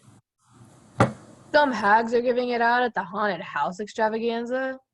You're giving it out for free. I'm out. Let's go get more. Lead on, D'Artagnan. Alan and Ben turn back to leave, dragging their cross. They halt, turn back. Wait a minute. Wait a minute. They look twixt Max and Malison. They look like Malison. We hallucinate. We hallucinate. Jinx. Ah! Jinx again. Oh, We fear no. each other's sandwiches. I hope this isn't what I think it is. No one got my I got it. reference. I got it. I got it. Jinx, Ben. All right, exterior hill above the Salem County annual haunted house night. The gang meets Binks crouched low, looking down at the old warehouse converted for the night. Keep your tails down. I don't know if you noticed this Hogwarts stuff. Down below, the Sanderson sisters are handing out candy to the hundreds of kids in line at the haunted house. The kids run round, get back in line for more. Two little kids come up to the hills, sucking the crows. I'm out. Give me another. Binks springs onto the kid's shoulders. Hey, drop it, kid. Rabbit cat, rabbit cat. Rabbit! Mary picks up the candy and studies it. It's a crow-shaped everlasting gobstopper. Wrong movie.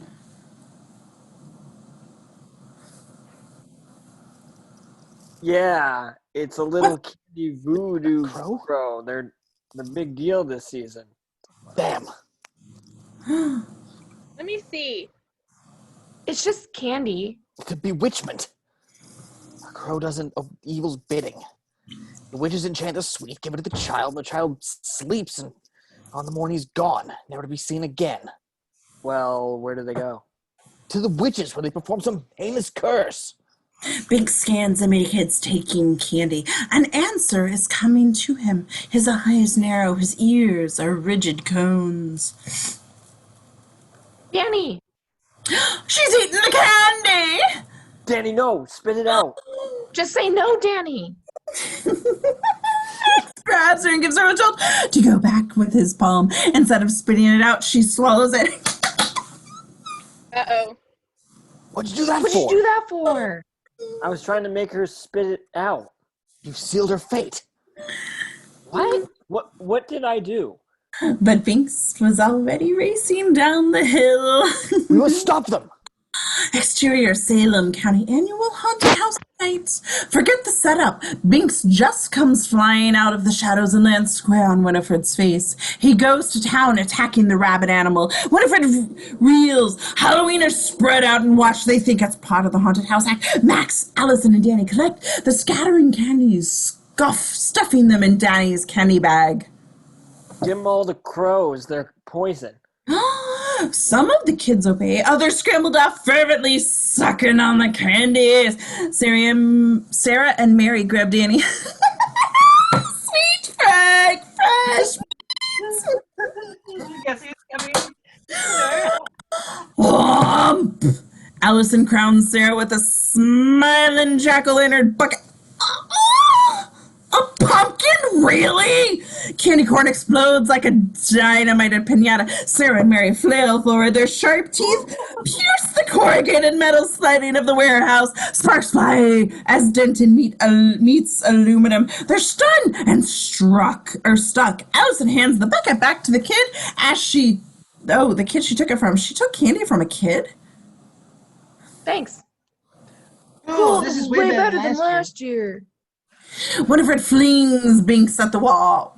That's cat cruelty. He bounces off, hits the ground, rolls and springs to his feet once more. Winifred's gruesome side, but the audience of kids love it. They applaud. She changes, as did Sarah.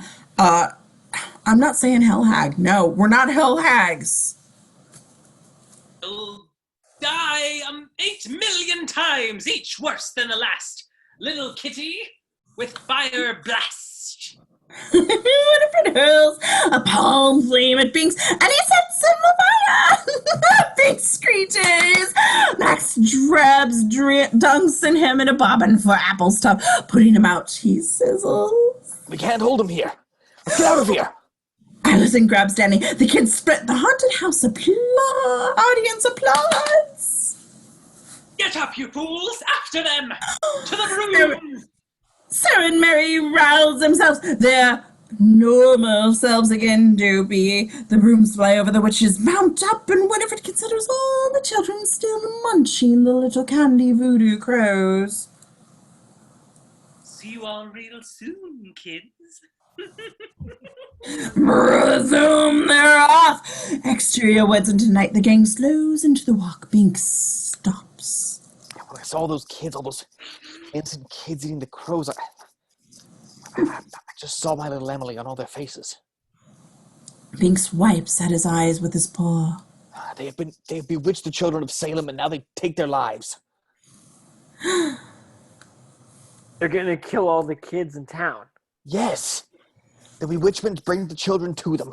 And once there with the spell book, the witches conjure a potion to drain the children's lives. What are we gonna do? Just hide the book from them, like forever? No. With the bewitchments given out, I would say they mean to take it back tonight. I don't feel good, Max. The enchantment has begun. To your parents, hurry! How do I look? The kids stalk through the woods. A moment later, overhead, exterior sky above Salem. Witches, airborne, night. The witches fly slowly, scanning the treetops. I see no children, only birdies and squirrels. That reminds Squirrel! me. I'm hungry. Wonder if it's Max or Mary spins round and round in the air, clutching her electrolexos. My nose does not lie. They're down there. I can smell them. Exterior town hall night. The town's annual Halloween party is in progress. The place is packed. Adults in elaborate costumes hanging outside smoking cigarettes and drinking beers. Max, Allison, Danny, and Vinks approach at a jog. Interior town hall, continuous action.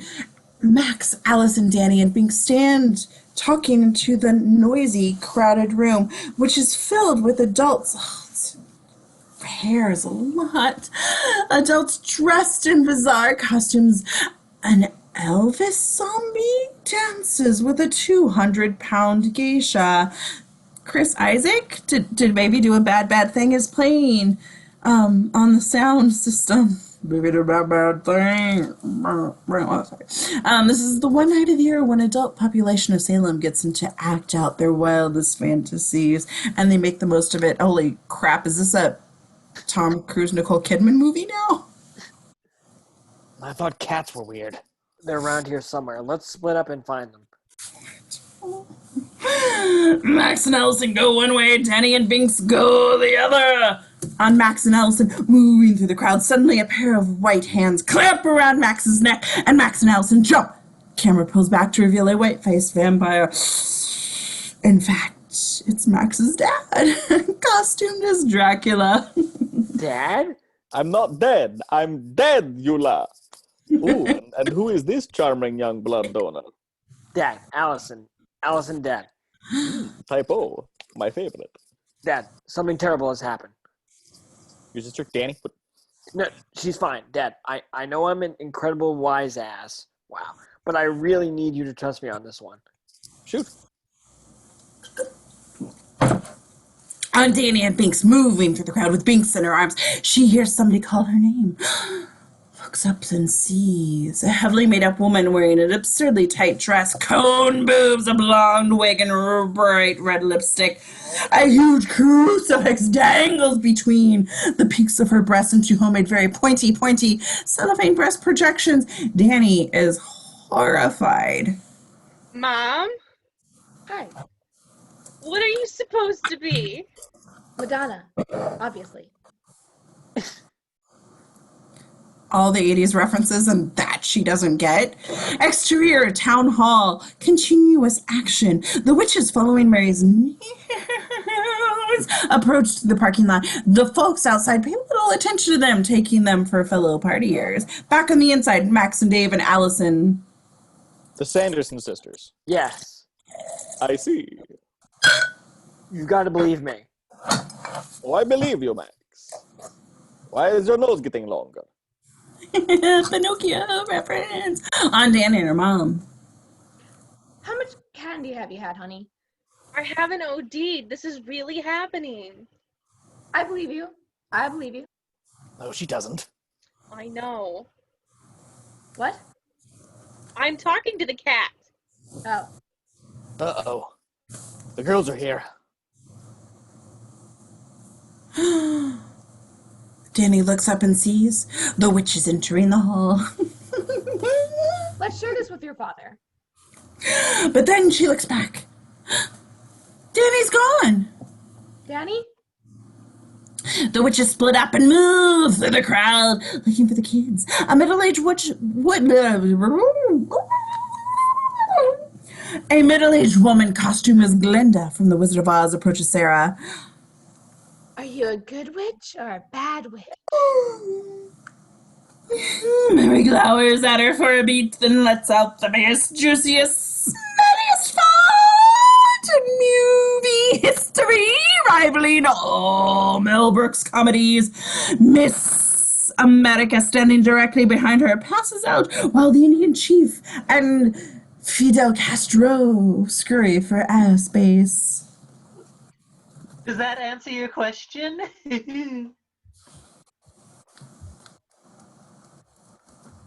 What's that, Allison, darling? It's the truth, Mr. Dennison. We swear it, Dad. Swear to God. On Dave, starting to believe the mayor dressed as Long John Silver. Great freaking crispy, those little Let's crispies go. they served. Oh my god, they were so good. Steps up to the microphone at the podium. A line of contestants in elaborate costumes stand behind him. Arr, arr, shiver me timbers. It be time for our annual costume contest. Arr. Danny moves through the crowd looking for Max. Max? Max! Our contestants be right here behind me. Your applause will determine our winner. So without further ado, let's hear it for Saddam Hussein. Danny looks up and sees that Winifred has spotted her. As the audience applauds mildly, Winifred gets a sharp, sharp whistle and sad Mary spot Danny. Oh, lost my page. Please hold. The Hunchback of Notre Dame, Mayor, page 71 of the script and 72 of the PDF. Got it. The Hunchback of Notre Dame. As the witch is closing on her, Danny backs up towards the podium. Julia Child. Danny leaps up onto the stage and grabs the mic from the mayor. Max, they're here! The crowd gets quiet as they turn their attention to Danny. Oh, shit. Max. Max and Allison push their way up to the stage, leaving Dave very bewildered. Max, what the heck is... Ladies and gentlemen, this is an emergency. The kids in this town are in great danger. The Sanderson sisters have returned from the grave. And there they are! She points to the sisters who are closing in on the stage.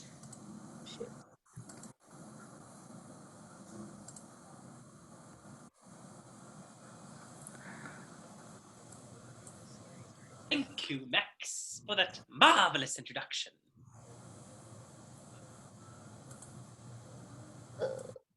Let me rewind that.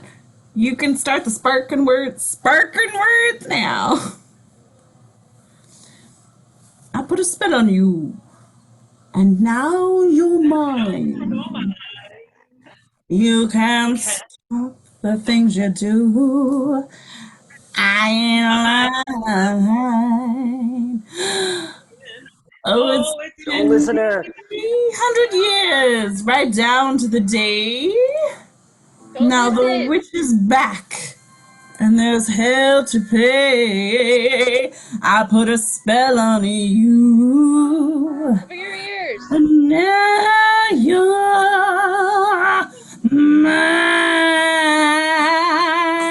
mine.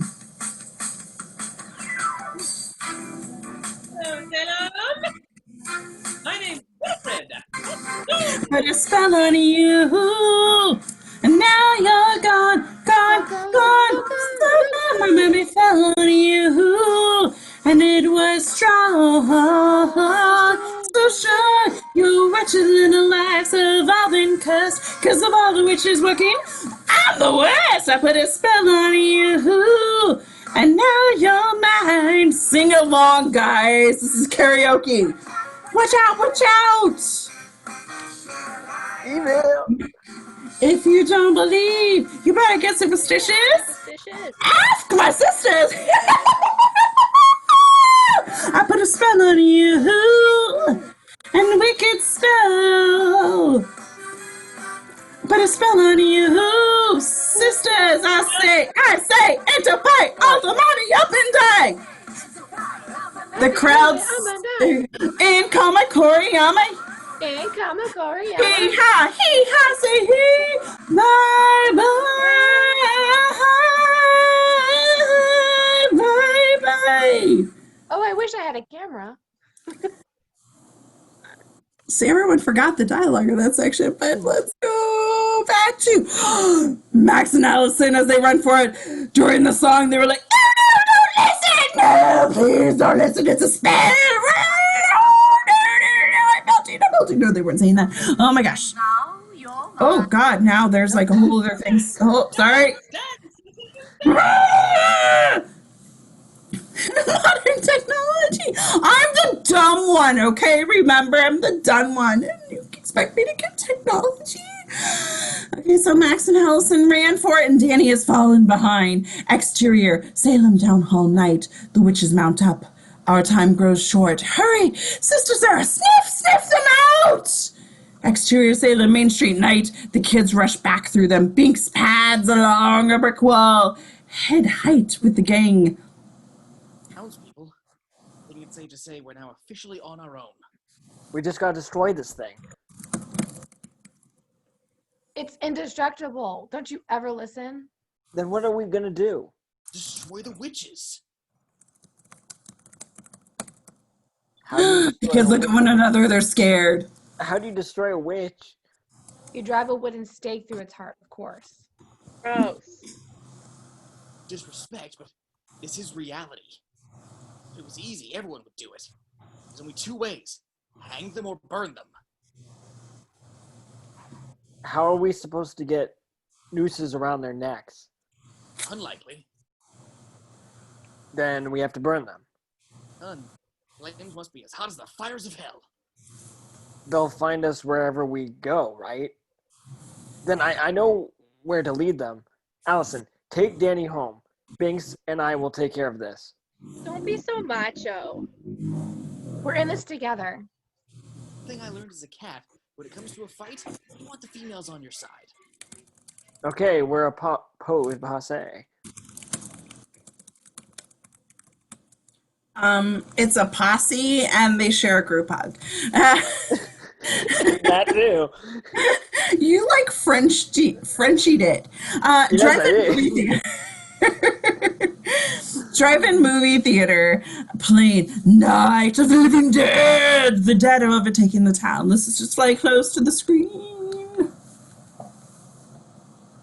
Encouragement, sisters. Our brethren have prepared the way for us even as we speak. And they are defenseless. See, they merely sit and watch. Exterior moonlit field. The kids run away from the camera. Which pulls up to the reveal that this is the high school athletic field. The school looms in the distance. Excuse me for belching, which is maybe evil, but we still have our manners.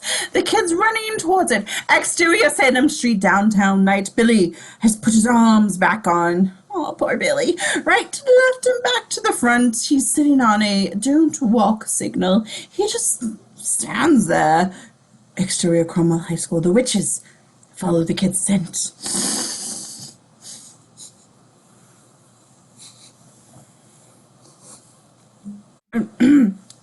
I guess it leads back to the high school, which looks ominous in the moonlight. What is this place? It stinks of children. Mary points to several outdoor basketball hoops looming up in the dark.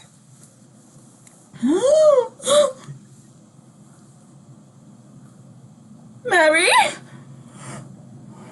Are you okay, Mary? What are those? Gallo. That was my line. I apologize. Sorry, Mary, go for the road next day. I'm scared. This is a prison for children. You're right, Winnie. Sarah follows this into a window which has been smashed and opened. This is where they entered. I'll wait here. Right here. I'll wait here. Winifred and Mary share a look, then grab Sarah and shove her shrieking in. Into your boys' locker room.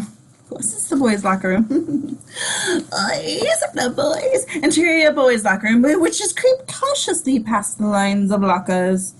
Look, Opens a locker. 'Tis for the little ones. Hang them off these hooks. And they close the door. The vents let them breathe. Sarah and Mary cackle. Interior swimming pool moments later. The witches and Billy move past the school's indoor pool. oh, 'tis a drowning pool where the victim is forced to walk on the. Shove them in! Mary sticks her finger in the water and tastes it. Oh, this water has been poisoned. The water has been poisoned! Interior weight room. Moments later, the witches move past the weights and exercise equipment. Oh, this must be the torture chamber. See, the victim is strapped to this little bench! Then these weights are put on his chest until the bones break.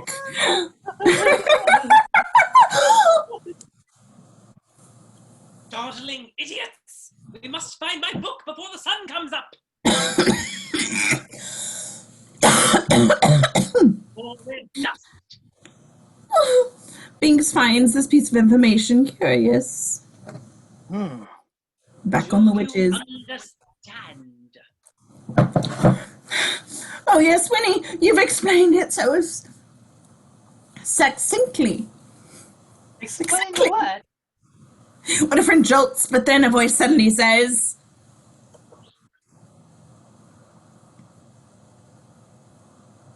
Now there. oh.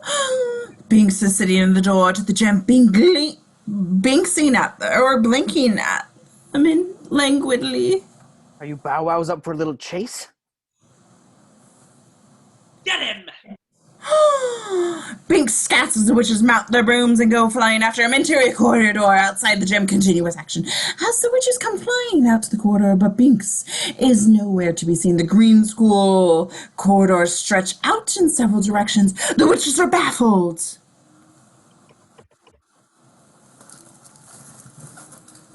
What, Winifred? Where did he go? Who? That way. Huh? Her nose points in the ceramic shop. Oh, baby in there!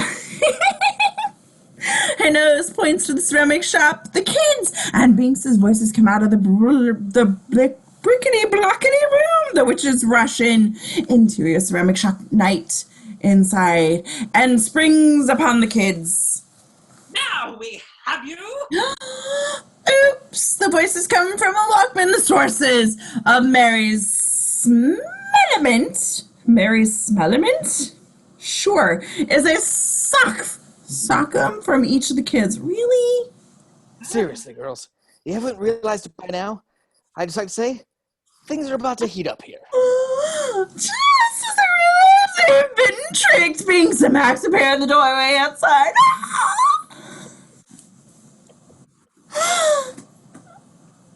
You will What's that? Please, cat, you will rue the day! Wretched snatlings, woe will you rue the day!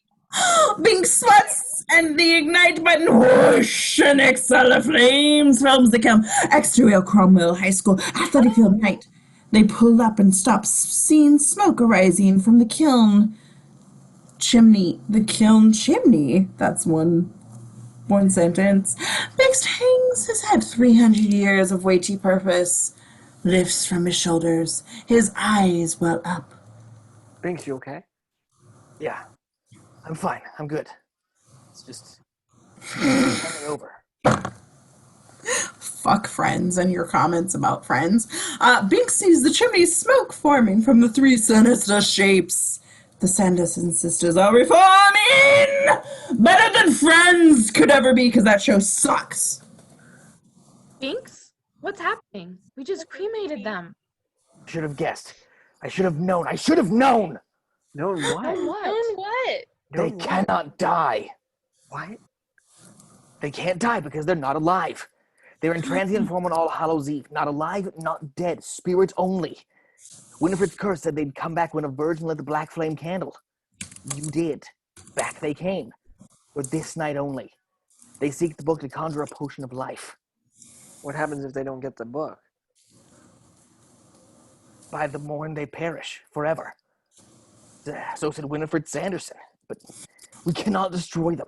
The witches are fully reformed now, and they plummet and dance about a glorious fountain which some people absurdly see as a deity for a show dedicated to 6 vapid idiots talking about themselves constantly, and they're fucking morons. And anyway, I digress. Then Max, we gotta hide. There's no place where Sarah's nose can't follow. Then we gotta throw her off the scent till dawn. like a coke horse, Sarah can smell you out. Exterior, Salem Street, downtown night. Billy's still there. Look! Billy strides onto the street. Don't walk! Flashes. Billy stops in the middle of the street. What to do? What to do? What's going on? I don't know! Exterior, neighborhood street, night. I'm getting sleepy, Max.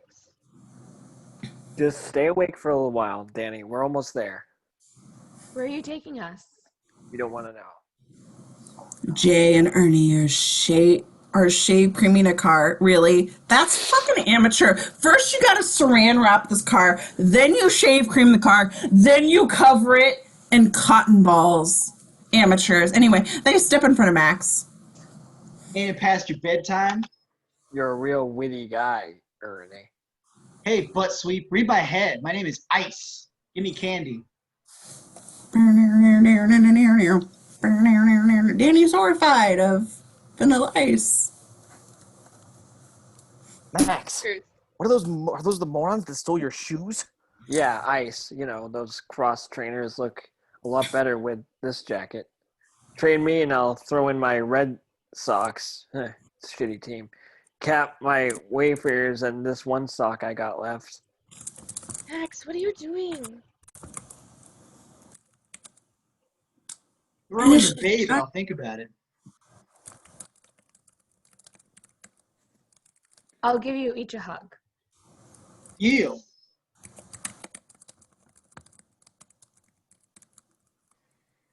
Max switches. Yeah, there we go.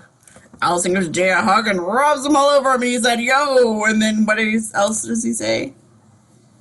Yeah, babe, do it.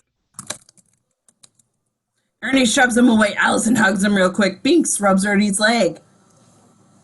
Danny shakes hands with him. Nice to meet you both. Where are we going now? Favorite restaurant? I lost my place, master. There it is. Exit behind a seafood restaurant anchor on a sign night that reads, parking for Captain Crab Seafood Palace only. All others will be towed. This means you, sailor. That does not seem like a legal parking sign. I'm just saying. The kids, led by Binks, come into view and approach a large green dumpster in a corner right behind the restaurant. Fishtails, heads, and bones. Bones littered the ground around it. Binks laps his chops and Danny holds her nose. Delish. Hey, you. 2 alley cats leap up out of the dumpster and they sit on the rim and lick their paws clean. They've just had a good meal. These are my friends, Halftail and Lovebite. Lovebite and I used to have a little thing, but some French Tom wooed her. You know the old story. And last one was a smelly dog.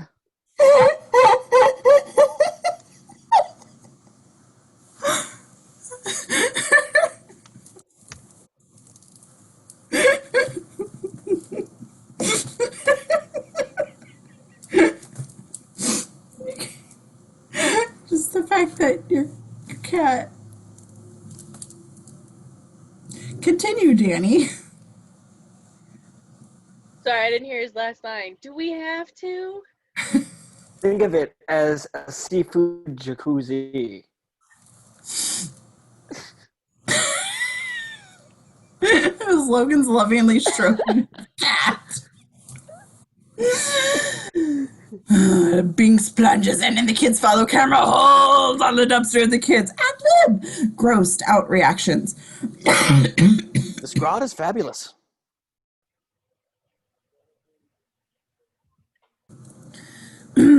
Love bites, still licking her paws. Hears something and looks up. Her POV. I forgot to cast Love Bite, sorry. The shadows of the witches and Billy can be seen approaching, and the murmur of witches heard. Love Bite meows warn. Just Inside the dumpster, the kids can be heard scurrying around as the witches, following Mary's nose, come skulking into the view. She follows the scent of the children right up to the dumpster, looking straight down into the dumpster, which is filled with fish pots, napkins,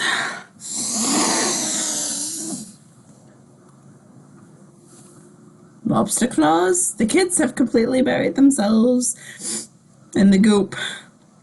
On Mary, as she reaches the dumpster and comes up with a fish head, which, you know, she nibbles on because you do not waste good fish. well,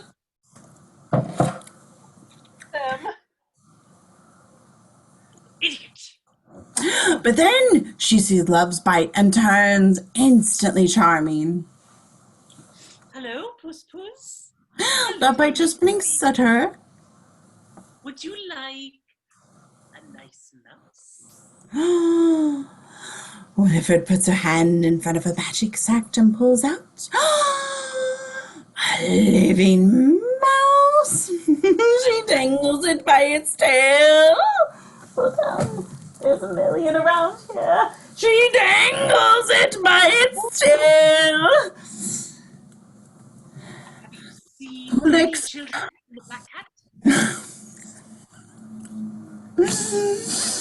Where did they go? And Mary would like to eat it herself, but Sarah eyes it greedily.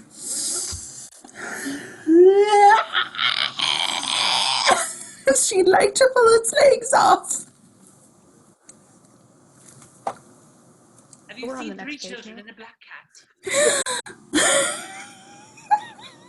Love bite meows in the affirmative. Where do they go? I don't know what's happening. I just got carried away. Love bite points her tail the direction of the witches came from.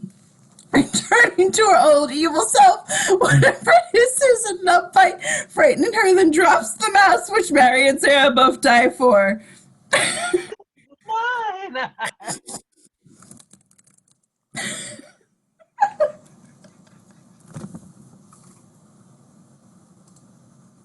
Tail in the direction of the witches come from, which, returning to her old evil self, Winifred hisses at Love bite, frightening her, then drops the mouse, which Mary and Sarah both die for.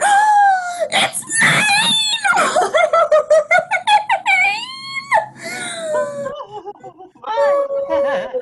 No, it's mine. I got there first, Mary. You're too late. They bash together and the mouse escapes under the dumpster. Mary! Imbeciles! Damn it! Double back after them! Ah! The witches jump on their brooms and fly off. A moment later, the kids' fish-covered heads peer over the rim of the dumpster. That's disgusting. Clothes on Binks and Love bite rubbing against each other affectionately. Like, that's kind of messed up. Thanks, LB.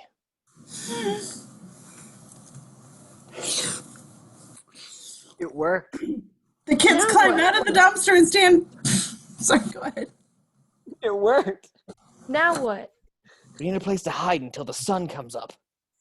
Can we just go home? Yes, that's exactly where we are going. That's exactly where we're going. Are you crazy? But what will you tell your parents? The usual. Nothing. Exterior street, long night. Moments later, the Dennison home lit by the moon as the kids and Binks run down the street towards it.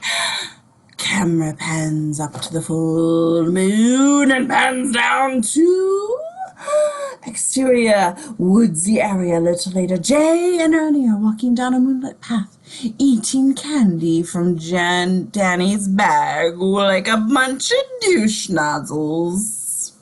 Want to smash some pumpkins? Nah, Want to look in windows and watch babes undress? nah. Well, then you think of something. I don't feel so good. You ate too much Suddenly- candy, you wanker. Suddenly they look up and see Winifred, Sarah, and Mary, straddling their brooms, standing in front of them, blocking their path. Whoa, those are the three ugliest babes I've ever seen. If they were any uglier, I'd need an eyeball transplant.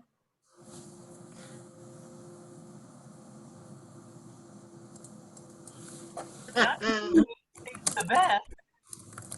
Hear that? I guess these are like real witches. Whoa. Whoa.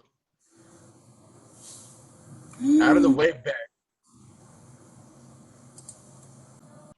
Fuck me. I think since we stopped. Okay. This sucks.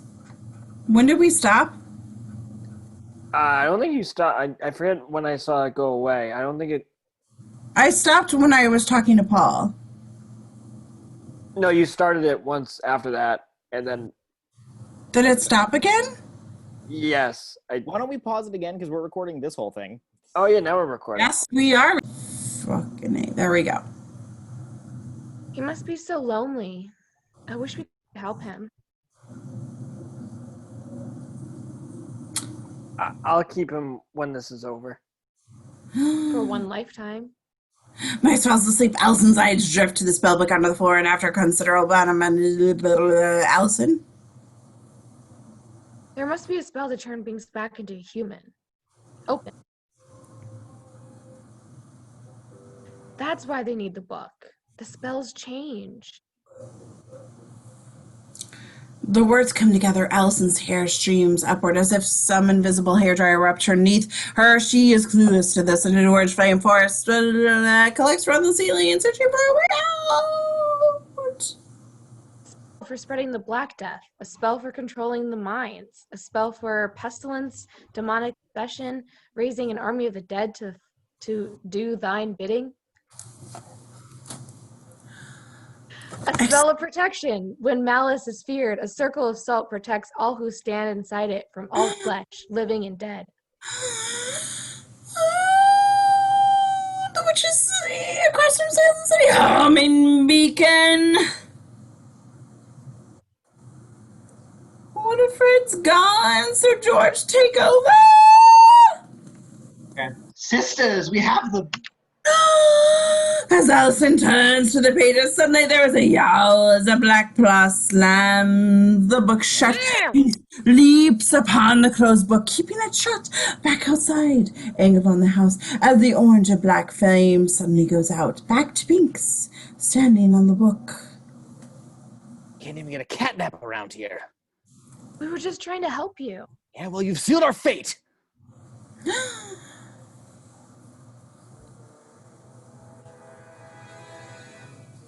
I cannot read the lines, and I apologize, and my boss keeps texting me into Dave and Dave and Jenny's bedroom. Oh, that's the parents, not Max and Allison, because that's way too soon, because now the prequel is okay.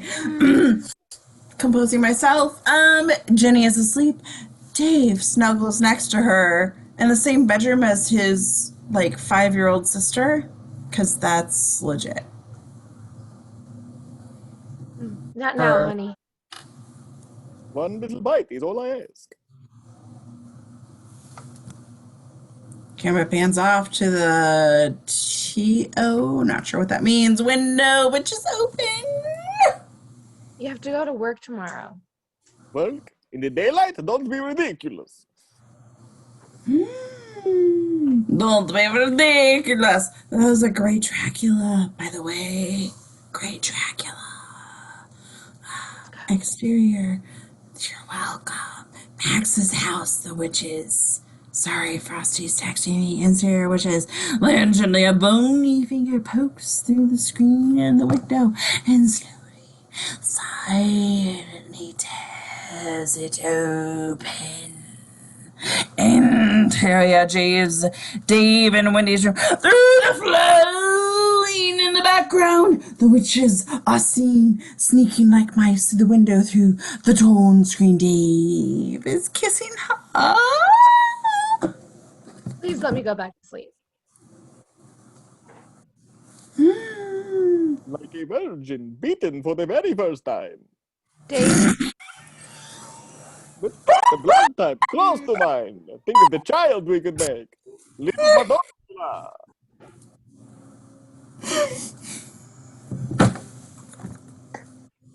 That is so not Disney.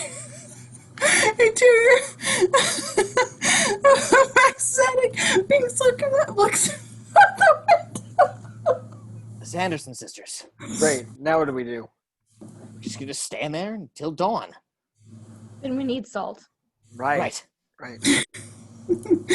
Close on the door of the attic as it opens and Max, armed with his baseball bat, and Allison step out. Suddenly, she clutches his arm.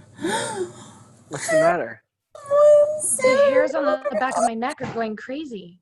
They pass Mom and Dad's closed door and disappear in the kitchen like two teenagers trying to escape their parents' notice when they're fucking in the bathroom during a party. Interior Dave and Jenny's bedroom. The witches hide at the front door in Dave and Jenny's bathroom. Close in on Winifred, gazing out in the full moon. Spirits of the moonlit sky, make them sleep until they die. Interior kitchen. Max takes a box of salt from the shelf. Allison is still very nervous and scared. She's just a poor girl, 16 going on 17. She knows that she's naive. It says right here, form a circle to protect from zombies, witches, and telemarketing surveys. Sorry, I'm cracking dumb jokes again. Hey, keep them coming. You okay? I don't know. Max takes Allison in the arms and holds her. Allison is reassured. This is not the little boy who she was with earlier in the evening. I'm a man now. Come on. Meow, meow. Dirty South. Come on. He takes her by the hand and leads her up the stairs to the attic. This is not helping the story. This is so not Disney brand. Interior Max's room a moment later. Bow, wow, chicka, picka, bow, bow. This is why Ron Jeremy has like 18 assault accounts against him. Max and Alice enter. Oh my God, Max, the spell book's gone.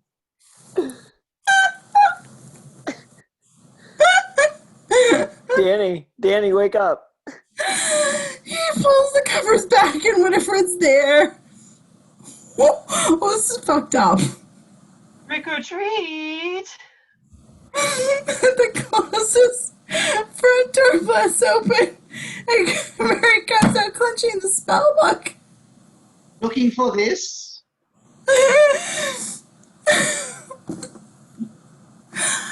Sir comes out behind with her bewitched Danny by the arm, holding a squirmy sack. Binks is in it. Danny! Max charges Winifred with the bat. She opens up the spellbook. An unseen force erupts from it. It knocks it from Max. Out cold! Max is out cold! Allison straddles his unconscious form, spins round. ensconcing them in a protective circle of his salts. Oh, yeah, because salt like this is gonna happen. That works. Like, only in fucking Supernatural, bitch. Salt splashes Mary's outstretched hand. That's not Mary from Supernatural. That's Mary Sanderson. It sizzles and burns. It burns. In reading, I see how clever, but it will not save your little friends.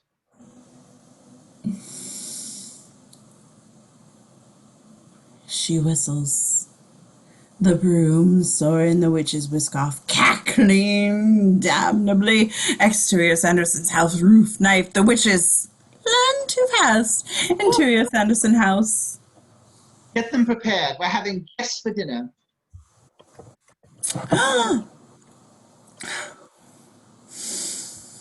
We are? The children are coming, idiots. Winifred opens the spell book and lights the black flame candle and holds out her little sack.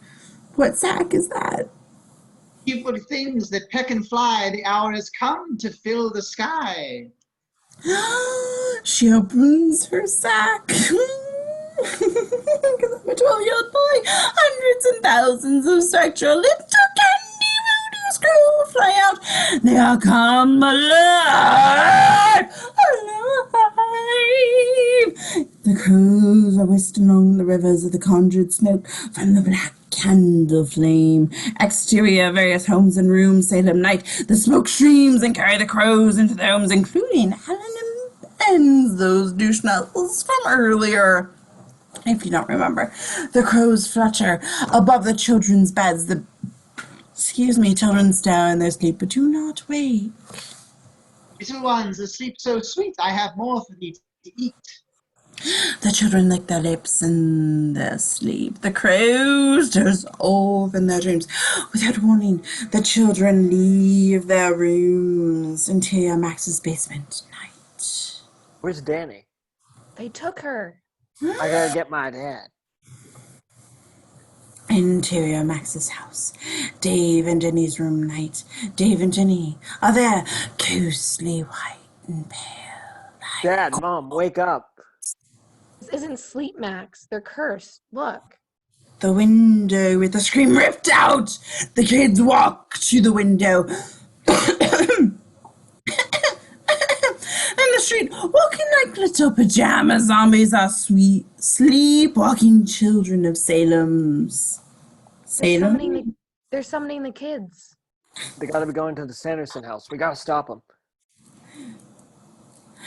Max and exterior Max's house, neighborhood street, night. Max and Allison grab kids and shake them. Wake up. Wake up. It's a trap. Stop. Come on, stop. The kids reel and spin and continue on. What are we going to do? Don't ask me. I can't make the sun rise. Yes, you can. Come on. Can you drive? Absolutely. Exterior Max's house. Few minutes later, Max and Allison get in the family station wagon. Max sits behind the wheel. Allison is in the passenger seat. Max turns the ignition key, but nothing happens. It won't start. Put it in neutral. Right. Driving sticks is hard. He does, and this time it starts out perfectly. Lights.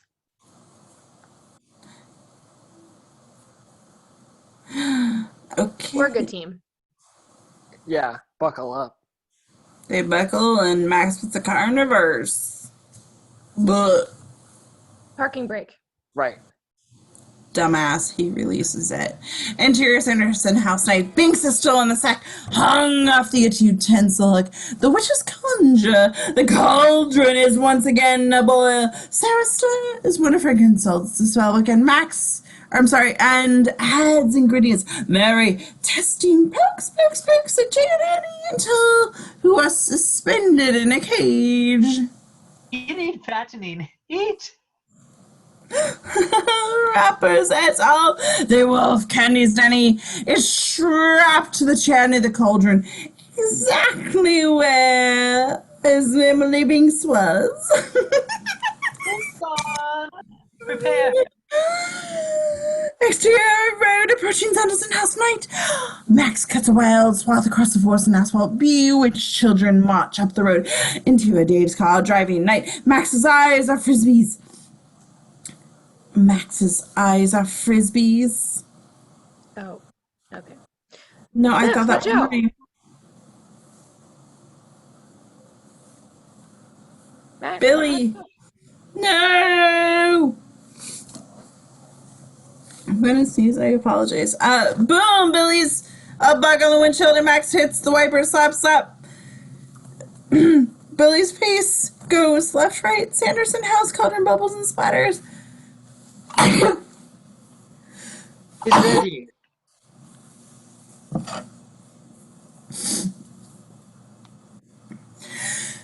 Keep going. You for dessert.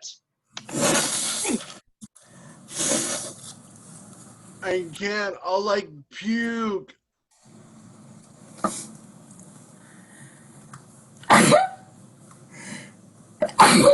Sorry. Eddie, are you there? Jay? What if it's a drink and Jay said? I can't. I'll like blow chunks. This will perk your appetite. Mary takes a red hot poker out of the fire and starts moving it towards the boy's feet. Jay's empties his eyes, watches and opens his mouth. What if it spills a single drop into his mouth and then Annie? They gather instantly, start to glow, and the Sanderson sisters gather round in awe. The light of life. The witches purse their gruesome lips and inhale, and the streams from the light course into their mouths. The light and life drains from Jane. The age and age, there's 90 years each, except for Sarah, who's still the young and beautiful and sexy because her boobs are in a corset. Needs to be lovely and youthful. The witches each get younger and younger and younger, but Sarah's still the most beautiful of them all. Okay. Bummer. It works. I have stolen their life. Their years are mine. Except because she had. Look, the children are coming. We'll give them the potion and suck the life from all of them. When the sun comes up, they will all die of old age, but we will live for 1,000 years. The last great spell will come to pass, and from the mouths of babes shall we leach the life of eternity. Immortal.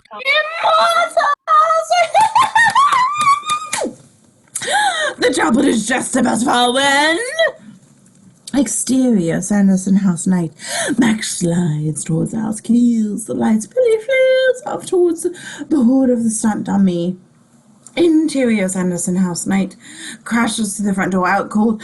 The witches spin to see Max in the dark and doorway beyond him. The children of Salem are almost to the house. We're gonna die again. You have no power. You are just a clever little boy. There's a power greater than magic, and that's knowledge. And I know something you don't.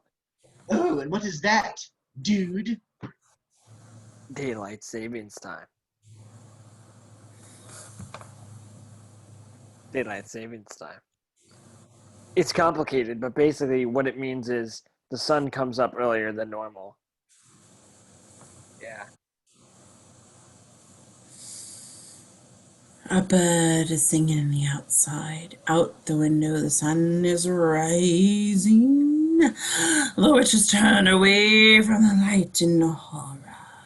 Oh, we're doomed. We're doomed. We're melting.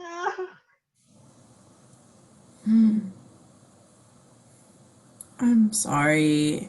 This isn't the Witches of Oz, is it? Melody, melody. Exterior. Max grabs Pink and Danny, kicks the cauldron over and grabs the spark. Exterior Sanderson House night. Listens playing the dimmer switch on the car lights. Focused at the house window. Nature soundtrack friends from the stereo. I'm sorry, is this a spa? Nobody goes to a spa these days. There's a quarantine. That's irresponsible to go to a spa. Anyway, interior, Sanderson House, Night, Mary and Sarah clutching Winifred's legs and Tara. Ah! We're too old to die! Let's go, apes. That way is west. The sun rises in the east. The sunrise goes out and Winifred floats closely to the window. Damn the boy. He has tricked us once more. After them. The witches take to the sky, many roses to the fellow with the follows. If I could read an old J and Annie totally out of it. Hey, man, what's going on? Whoa, these hags are bad news. I'm not a hag. I'm a beautiful young witch. Exterior road to the Sanderson house. This time Allison speeds the car towards them. The witches die. Bomb at Mary crash lands on the roof like a 300-pound anvil, denting the interior Dave's car. Movie night. Inside all the way to the seat. Max Danny screams. Max struggles to maintain control. In the moonlight, Danny sees 100 pajama-clad kids sleepwalking up the hillside. It's a zombie pajama party. Allison hits the brake. Screech! The car stops on a dime. Mary vaults into the darkness over the hood. Max guns towards another landing. Mary sticks her head into the window right next to Danny. Danny hits the electric window and the wedge is Sarah nose tightly and Mary can't pull it free. Binks jumps into Danny's lap.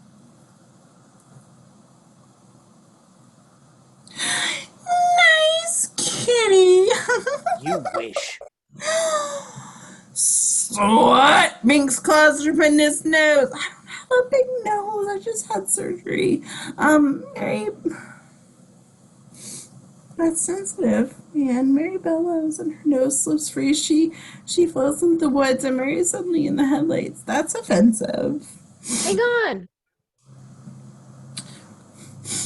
Allison grunts it and boom. The car drives over some enormous speed bump just as they are all feeling alongside the car like the famous Wizard of Oz shot. She launches a flame ball at the tires. They go flat. The car swerves. Winifred shoots ahead. Exterior road night. Allison brodies the wagon to a stop. Gang shuts out. Max flies open the hatchback. Where are we? Near the cemetery. I know a shortcut. This way. Binks, take him there. I'll keep her busy. Max, no. Binks, get him out of here. You heard the man. Max lifts his mountain bike out of the trunk. Helmet, jacket, gloves, goggles. Straps on the spellbook to his rack. A scene that's not in the movie, but is in this weird-ass original take. I'll meet you there. Go. Binks leads them off. Allison dashes back for a second. She grabs Max and kisses him for good. What? Be careful. Hey, witch, I got your book. I got your book. Oh, I got your book. At the end of the road, Winifred cuts a neat Top Gun U-turn, ripping back to the kiss.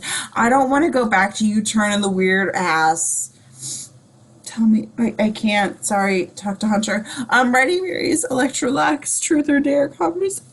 That was really scarring. The original score of Top Gun. The original script. Exterior Force Chase. Sky Cycles and Jedi Knight. Are we ripping off Star Wars? Hocus Pocus? Seriously. Max tears along narrow trails after the fucking Empire. Winifred tracks him like a, Imperial Star Trooper. Max apparently pumps fast. He pumps faster. He pumps faster like a rebel in a porn. I'm sorry. Whatever comes neck and neck swings at him with a vacuum hose. I don't know what that connects to in Star Wars universe. Next, Max wobbles, rides on, ducking trees and limbs and lemming lungs. This is totally episode 3. Then suddenly Max peels off and shots down a ravine. Max right close to the ridge. Winifred's 100 yards back and closing the bullet. He sees her. He brings Max's bike. Guess where? Oh, it's a gorge. A suicide gorge from the beginning, which wasn't in the movie, but is in the script. He sweets the decision. His illuminates the killer. Drop off sheer and treacherous. Max swallows back. Come on, okay. Max breaks through and hits open slope at the bottom of the approaching fast mountain filled dirt piled against. Max triumphs over Winifred. Winifred directs the vacuum thrust backwards and overtakes Max. Max it to the end of the hill and waits there for him, hovering at the top of the dirt rise like Luke Skywalker and the middle of the Death Star reference. Where the heck are we? Where are we? Page 105. Ish. Yeah, I completely lost where we were with all of that. Sorry. I tried to skip over. It's page 104 at the bottom. Winifred. I tried to skip over the bullshit. Book me mine. Book me mine, Winifred. Yes, book me mine. Hi, honey, I'm home. Max comes, go ahead and say a book me mine, Winifred. Book me mine. That's the cue. Max hits the hill, races up on it, and jumps over Winifred. He sails through the sky, knocking through the pines and taking over the rebel base on... I don't remember the name of the planet because I've had too much drink. Interior Salem County Cemetery Night. Max comes out of the sky, crash lands in a clearing, skids up to Binks and Nettie and Allison, who are standing safe in a circle of salt next to Emily Binks's grave. Hi, honey, I'm home. The witches buzz at the kids' formation. Allison swipes at them with Max's baseball bat. This is hollowed ground. Billy the butcher appears running full and bore and wobbly at them. The second his foot hits the saltines, early howls in pain and ignites like a pile of kindling. Hopping around, dissolves from the feet up until finally he's just a head and then he is a memory. It really works. The witches hover overhead. Max unstraps the book and belts it to his back like a funny pack. I give you the book and I will give you everything you desire. Power, wealth, women. He's already got all that. Really? Silence, Tot. Prepare to die. But your sisters, we cannot harm them in the circle. No, it is true. Flesh cannot. Winifred and his sisters are huddled. Max straps a big limb off a tree, and Max and Allison back to back. Winifred consults her cribbled spell book, lights the black flame of the candle. The worms are finished, the maggots done. All that is left, arise as one. The kids watch the graveyard, and the skeletons arise. Oh man, where's a dog when you need one? Bones, fetch my book. The cluttering skeletons around the kids, they blitz. Max swings, connects, and the skeletons blast in 216 paces. Another reaches for Allison. She swings, connects, skulls go flying. But they keep on coming, reaching and clutching. Bix pounces the shell. The skeleton reels, falls against the tombstone, blows against several sections. One arm tosses it, clutches another and grabs him by the tail, swings him around him. Max steps on the 9-inch irons from the fibula. It shatters. Binks goes flying. He scrambles back to the fray. Max and Allison blasts skeleton after scan too far. No, skeleton after skeleton, just shattering rains of bone fragments. How do they keep coming back? How indeed will they reassemble themselves? What? And not always the right configurations, calls on arms, sockets, and hands on necks and pelvises on clavicles, pelvis and clavicles, set on phalanges and grabs at A set of phalanges grabs on Binks's neck. Binks is next. He struggles. Danny tries to pry them off. No good. She does the only thing she can think of. She bites the arm. The skeleton wails. Binks scrambles up to Max screeches up to the back of the skeletons holding Allison. Another skeleton rips away the bat, and the skeleton army thoroughly infiltrates the Sultan Circle. One of them grabs Danny and lifts her high above the head. Another secures Max. Let me go, bonehead. Winifred and the sisters held in victory. A skeleton takes the spellbook and tosses it up to Winifred. All goes quiet and clattering of bones and stops. Winifred looks down with an evil superiority at Max. Who will have the last laugh now, little boy? Odal. Sit there, and I like it. Suddenly, a roar from the treetops. Binks attacks on Winifred, a flying whirl of gnashing teeth and claws. Winifred howls. She rips Binks off her face with an inhuman scream. She hurls him across the ground. Binks hits him, and his gravestone lies still in a broken heap on the ground. Binks, no. Winifred rifles through the spellbook. Eat them now, kill them later. Max stares away from a skeleton. Another steps in front and boggles him. Beyond fear, Max snatches the skeleton's skull by the eye and nose holes and cracks it off its vertebra brace. The headless body staggers round. Max reaches back for all he's worth, chucks the skull at Winifred, brains her. The skull shatters. She plummets. Winnie! Winifred hits solid ground. Nothing happens. Now you die 100,000 horrid deaths at once, baby boy, and I will wallow in each and every one. Winifred takes one step towards Max. Somewhat close. A windshield. Spiders into a million tiny fractures. Winifred looks down at her dress. The fabric is turning into stone. An affliction runs from her feet up into a rapid call. Something sprouts from her neck. The stretches her reckoning head and round to see. Stone wings. Winifred's talony calls. Clasp closer. Involuntary. Just before her terrified shrieks fade from her lips, she has lost a stony death altogether. Max flips her off. Winifred has become a sepulchral angel engraved with this inscription. Winifred says, Sanderson, born 1867, hanged 1692, died 1992. Mom! Kill the children! Kill them! The skeletons crumble into piles, all of them one by one. Their skin corporates stack up. The witches grow fearful.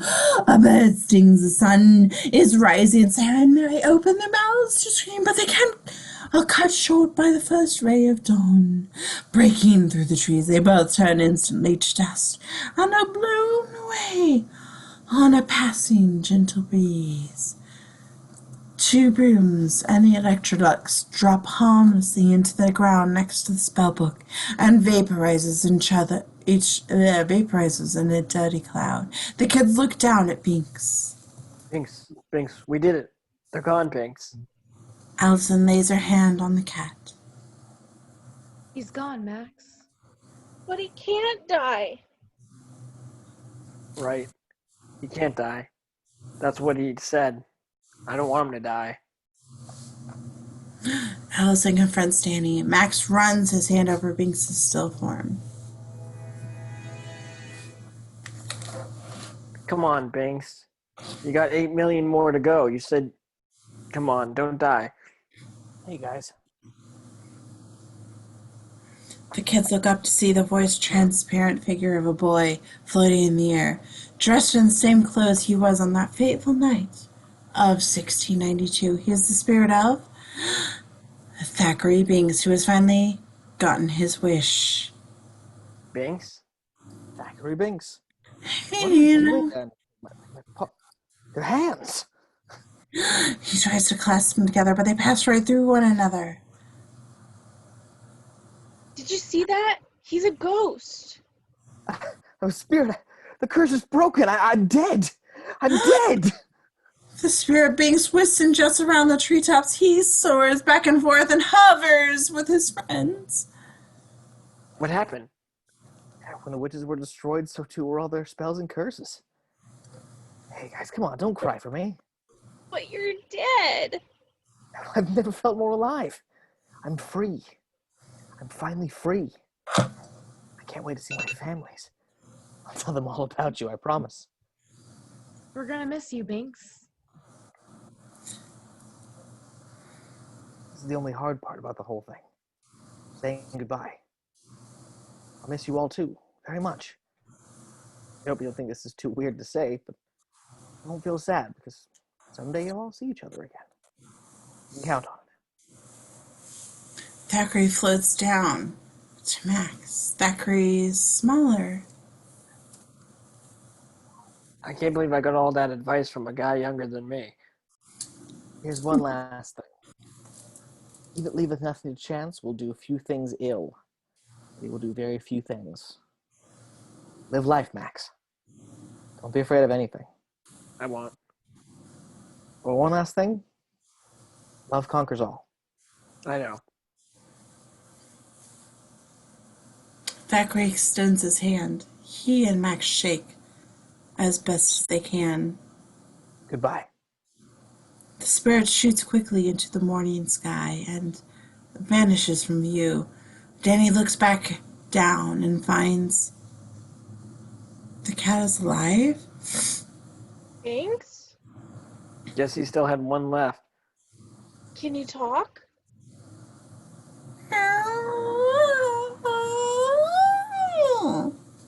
That's okay. Houston grabs Max and hauls him close. Thanks for saving my life, And Max. Kokiomi. Oh, sorry. No, we won't save it. Thanks for saving my life back there.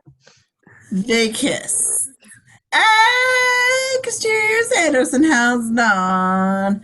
100 sleeping kids yawn, rub their eyes, and wake up to react to the fact that they don't know where they've been or how they got there. Several kids burst into cheers. Many more cry, "Mommy?" Ellen and Ben seize the opportunity. Everything's all right. Come on, kids. Come on, this Go. way. This way. Interior Sanderson house dawn. Jay and Ernie, their youth restored, hang in the cage. The last thing I remember is like this really big spoon or something, really ugly babe, and a vacuum cleaner. What's it all mean, man? Ernie suddenly bursts into tears. I don't know. I want to go home. I promise I won't take candy from kids or shame names in my head no more. Exterior neighborhood, street, Salem, dawn.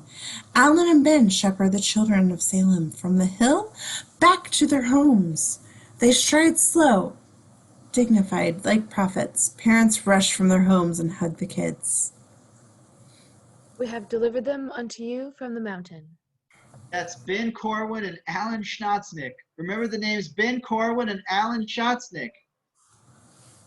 I doubt the sequel will remember that, but interior Max House living room day. The front page of Salem Daily Prodigal. A photo of a stone angel. Various headlines ring. Night of the Pajama Zombies. Hundreds of sleeping kids gather at Witch House. Mysterious gravestone appears. Traumatized little boys found in a cage. So hysteria. Parents bewildered. It's a cult thing. There are no cults in this town. Max, Addison, and Binks and Danny lounge watching the TV news reports. Every station, I can't believe those guys. They're taking credit for everything. So what? Who's ever going to believe them? Ben and Alan are all over the television. Yes, that's true. Ben Corwin and I, Alan Shotsnick, did deliver the children of Salem from the clutches of evil. Stories are true. The Sanderson sisters did come back from the dead, and we did banish them. Luckily, Salem and Ben Corwin and I, Alan Shotsnick, to do battle with the ultimate forces of darkness. Yes, our lives hung in the balance. However, for the children, we carried on valiantly under powerful fetish protection. For the immediate future, I plan to be on the talk show circuit promoting my new book, Prepare Thyself, The End is Near, by Alan Shotsnick. I plan to run for office. Binks looks up. He winks. Fade out. The end. Thank you very much for watching our rendition of Hocus Pocus, the 90 whatever version of the script, not the final student script. Thank you very much. Have a lovely evening.